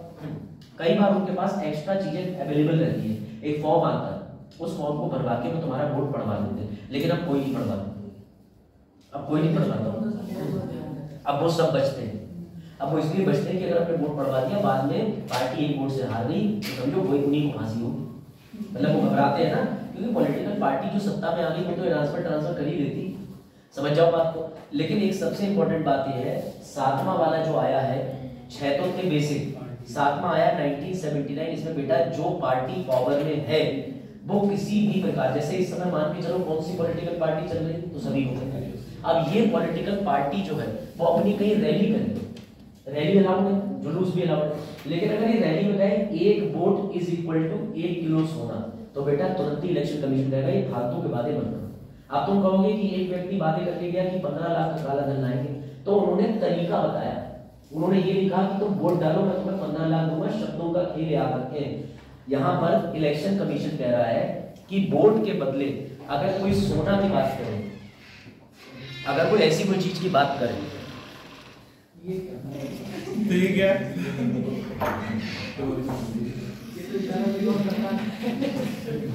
और चलो एप्लीकेशन भी बताता हूँ, उसके बाद समझिएगा, ध्यान दीजिएगा। अरे बस 1-2 मिनट का और है, फिर पॉज करके एप्लीकेशन लिखें। बेटा याद रखिएगा, पोलिंग बूथ बना होगा, ये ध्यान रखिएगा, पार्टी जो भी सत्ता पावर में है उसके लिए काम आसान कर दिया है। वो अपना क्या निकालती है, आपने एक लेटर देखा हो, मैनिफेस्टो पॉलिटिकल पार्टी निकाल सकती है, लेकिन ऐसे वादे खड़े होकर नहीं कर सकती। जैसे अब चुनाव के लिए आचार संहिता लग गई, डेट घोषित हो गई, अब एक पॉलिटिकल पार्टी के व्यक्ति टर्मिनल की छत पर खड़े हो जाए, पहली बात तो यही गलत है क्योंकि सरकारी संपत्ति, तो नेहरू पार्क ले जाते हैं, नेहरू पार्क खड़ा कर देते हैं। अब वो आवाज लगा रहे हैं कल ही महिलाओं के लिए है, वो भी सरकारी संपत्ति है। हाँ वेरी गुड। नहीं आप सुनो, अब बहुत बढ़िया नेताजी की योजना ला रहा हूँ मैं, वैसे मैं अच्छी ला रहा था, आप देखो कैसी लाता हूँ। आप देखो नेताजी खड़े होकर कह रहे हैं कल से कक्षा में बाहर या 9वां तक कोई भी अगर दिमाग से ज्यादा विकसित व्यक्ति दिखा तो आपको बरेली ले जाने की कोई जरूरत नहीं, यही 2 एकड़ में नया पागल खाना विकसित करेंगे और यही उस व्यक्ति को शामिल कराएंगे। तो अब तुम्हें लग रहा है वाह ऐसे तो हमें छुटकारा मिल जाएगा शहर के पागलों से। ये घोषणा गलत है, क्योंकि वो इस तरीके का कंस्ट्रक्शन का वादा नहीं कर सकते। इन सारी चीजों पर रोक लगा दी गई 1979 में। 8वें नंबर की चीज जो है वो है इलेक्शन का भैया मैनिफेस्टो, जो पर्चा बटता है, वो पर्चा बटने के लिए इलेक्शन कमीशन ही कहता है कि तुम अपने सारे वादे इलेक्शन मैनिफेस्टो में लिख सकते हो, लेकिन ऐसा कोई वादा नहीं लिखोगे कि 1 वोट देने वाले व्यक्ति को 1 किलो सोना। गलत। तुम 15 लाख लाने का क्राइटेरिया लिख सकते हो। ऐसा हुआ था, एक रैली चल रही थी, उसमें राहुल गांधी जी की सिस्टर ने बोल दिया था कि ऐसी बात है कि मोदी जी ने सबको प्राइवेट कर दिया है, बेल वगैरह को सब प्राइवेट में ले गए, पीएसयू को दे दिया है। तो इलेक्शन कमीशन ने नोटिस जारी कर दिया था कि आप ये आरोप कैसे लगाएंगे, या तो आप तथ्य बोलो या तो आप जिस चीज का सबूत है वो बोलो, वरना आप नहीं बोल सकते। यहाँ पर्सनल अटैक नहीं होते, ये ध्यान रखना, ठीक है। हाँ तो सर जैसे कि अगर कोई धार्मिक या कोई गतिविधि हो रही है, जैसे कि इस समय तो नहीं कर सकते हैं, अगर हम इस समय कुछ लोग इकट्ठा होकर कुछ बातें कर रहे हैं इस तरह की, हाँ, तो क्या ये आचार संहिता का उल्लंघन माना जाएगा? अगर वो धार्मिक बातें कर रहे हैं और उसमें कोई पॉलिटिकल पार्टी का व्यक्ति इन्वॉल्व है तो फिर आचार संहिता का उल्लंघन हो जाएगा। पहली बात तो ये कि देखना, सरकार एक काम और करेगी। सरकार को पता है कि पॉलिटिकल पार्टी के ब्रोकर्स घूम रहे हैं, तो सरकार धारा 144 भी लागू करेगी, जो 4 लोगों को एक साथ खड़े होने से रोकती है। अभी आगे है सिर्फ प्रावधान, जो बात आप कह रहे हैं सब होता है। उसमें तो की बात आपने पीलीभीत की, तो काफी उस पर वो हो गया था कि क्या कहते हैं, धार्मिक जो भी चल रहा था उनका, तो उस पर उन्होंने प्रतिबंध लगाया और पीएससी वगैरह सारी तैनात कर दी गई थी, गाड़ियां जब्त कर दी गई थी। तो सर ये कहाँ तक वैलिड है? अगर उन्होंने धार्मिक सारी चीजें करी, सबको जेल होनी चाहिए तो गलत है। ये इलेक्शन आदर्श चुनाव संहिता तो कोई वो अपना केवल धार्मिक अनुष्ठान कर रहे थे। अगर वो अनुष्ठान कर रहे थे, पॉलिटिकल पार्टी अगर हो रही होंगी तब वहाँ गलत। पे बात वो इंटरनली होगी, लेकिन वहाँ पे पैसे जो था केवल एक धार्मिक ही मामला, तो फिर उनको गलत पनिश करा गया, तब गलत है। अगर वो इसके एवज में चले जाएंगे ना हाई कोर्ट, तो फिर उनको प्ली मिल जाएगी। खैर बेटा, आदर्श चुनाव संहिता का नोटिस ऐसा होता है। अब तुम्हें लेके आते हैं इंटरेस्टिंग चीज पे, लो ये देखो। अब आते हैं सवाल पे, पढ़ो, थोड़ा एंजॉय तो कर लो, बहुत बोर हो। जितना ही बोला जाता है गलत मत करो, उतने ही ज्यादा ये गलत हो जाता है। इसे बोलते प्यार से आदर्श आचार संहिता। अब आलोक पे जोक बनाते। देखो, मांग आई कि इसको विधिक दर्जा क्यों नहीं प्रदान करते थे। सुनना ध्यान से, मैंने आपको स्टार्टिंग में बताया कि मॉडल कोड ऑफ कंडक्ट किसी भी तरीके से संविधान के अंदर विधिक दर्जा नहीं है। उसका उल्लंघन करने पर तुम्हें जेल, फांसी, सजा नहीं है, क्योंकि अन्य कानूनों के तहत सजा दी जाती है, पर उसमें नहीं है। तो आलोक आए, आलोक ने तीनों चुनाव आयुक्तों के सामने गए और इनसे बोले, भैया जी तो संवैधानिक दर्जा देकर इन्हें लीगल बाइंडिंग कर दो, ये अपने आलोक है। अब इसी बोले कहां से आ गए, ऐसी बातें कर रहा है। खैर अब देखो, क्या लगता है कि इसे संवैधानिक दर्जा या इसे विधिक दर्जा क्यों नहीं दिया गया? बताओ क्या लगता है, उत्तर बताओ। कि आदर्श चुनाव संहिता को जो है बेटा दर्जा क्यों नहीं दिया? नुकसान हो जाएगा किसका नुकसान हो जाएगा? सरकार का। पॉलिटिकल स्टेटमेंट जारी नहीं करना, पढ़े लिखो वाला जवाब दो, ये तो टपरी वाले जवाब। कल जा रहा है टपरी, कल बृहस्पति है, आज हाँ बताओ, किसी के पास उत्तर है? हाँ लो, मैं तुम्हें उत्तर दे रहा हूँ, लो सुन लो बेटा। आलोक का क्वेश्चन इतना जस्टिफाइड था, सुन लो। आलोक ने जब तीनों से प्रश्न पूछा तो तीनों के दिमाग जो है वो हिल गए। तीनों बोले यार लड़का बात तो सही कर रहा है। ये खुद चले गए सुप्रीम कोर्ट और उन्होंने सुप्रीम कोर्ट से कहा, तो बेटा दिमाग लगाओ, बुद्धि लगाओ। सुप्रीम कोर्ट में तुम छोटा सा चेन स्नैचिंग का मामला लेके जाओ, 3 से 6 महीने, साल भर लगते हैं। अगर आदर्श चुनाव संहिता को तुमने वैधानिक कर दिया या संवैधानिक कर दिया, तो अगर किसी ने आदर्श चुनाव संहिता का उल्लंघन करा है, तुमने उसके खिलाफ कंप्लेंट करी, कंप्लेंट से जेल गया, जेल से कोर्ट गया। चुनाव होने होते हैं 45 दिन के अंदर, आई बात समझ में? लेकिन न्यायालय जो है 45 साल लगा देता है निर्णय आते आते। तो इस वजह से तीनों इलेक्शन कमिश्नर ने निर्णय लिया कि हम कभी भी मॉडल कोड ऑफ कंडक्ट को लीगल बाइंडिंग नहीं करेंगे, इसे संवैधानिक तौर पे सजा का प्रावधान करके सुप्रीम कोर्ट नहीं भेजेंगे इसके उल्लंघन में। लेकिन ऐसे तो कोई भी ब्रीच कर देगा, तो बेटा उसका भी तरीका है, ठीक है? अरे इसे तो जानते हो गए, एमपी में पिंटा ही हो। हाँ वही है। अच्छा चलो अब आगे।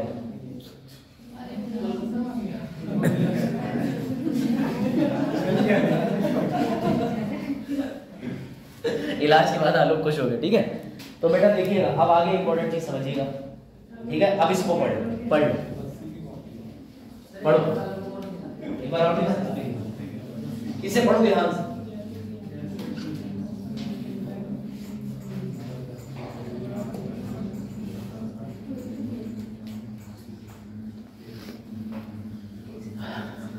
पढ़िए बेटा, इसको पढ़िए ध्यान से।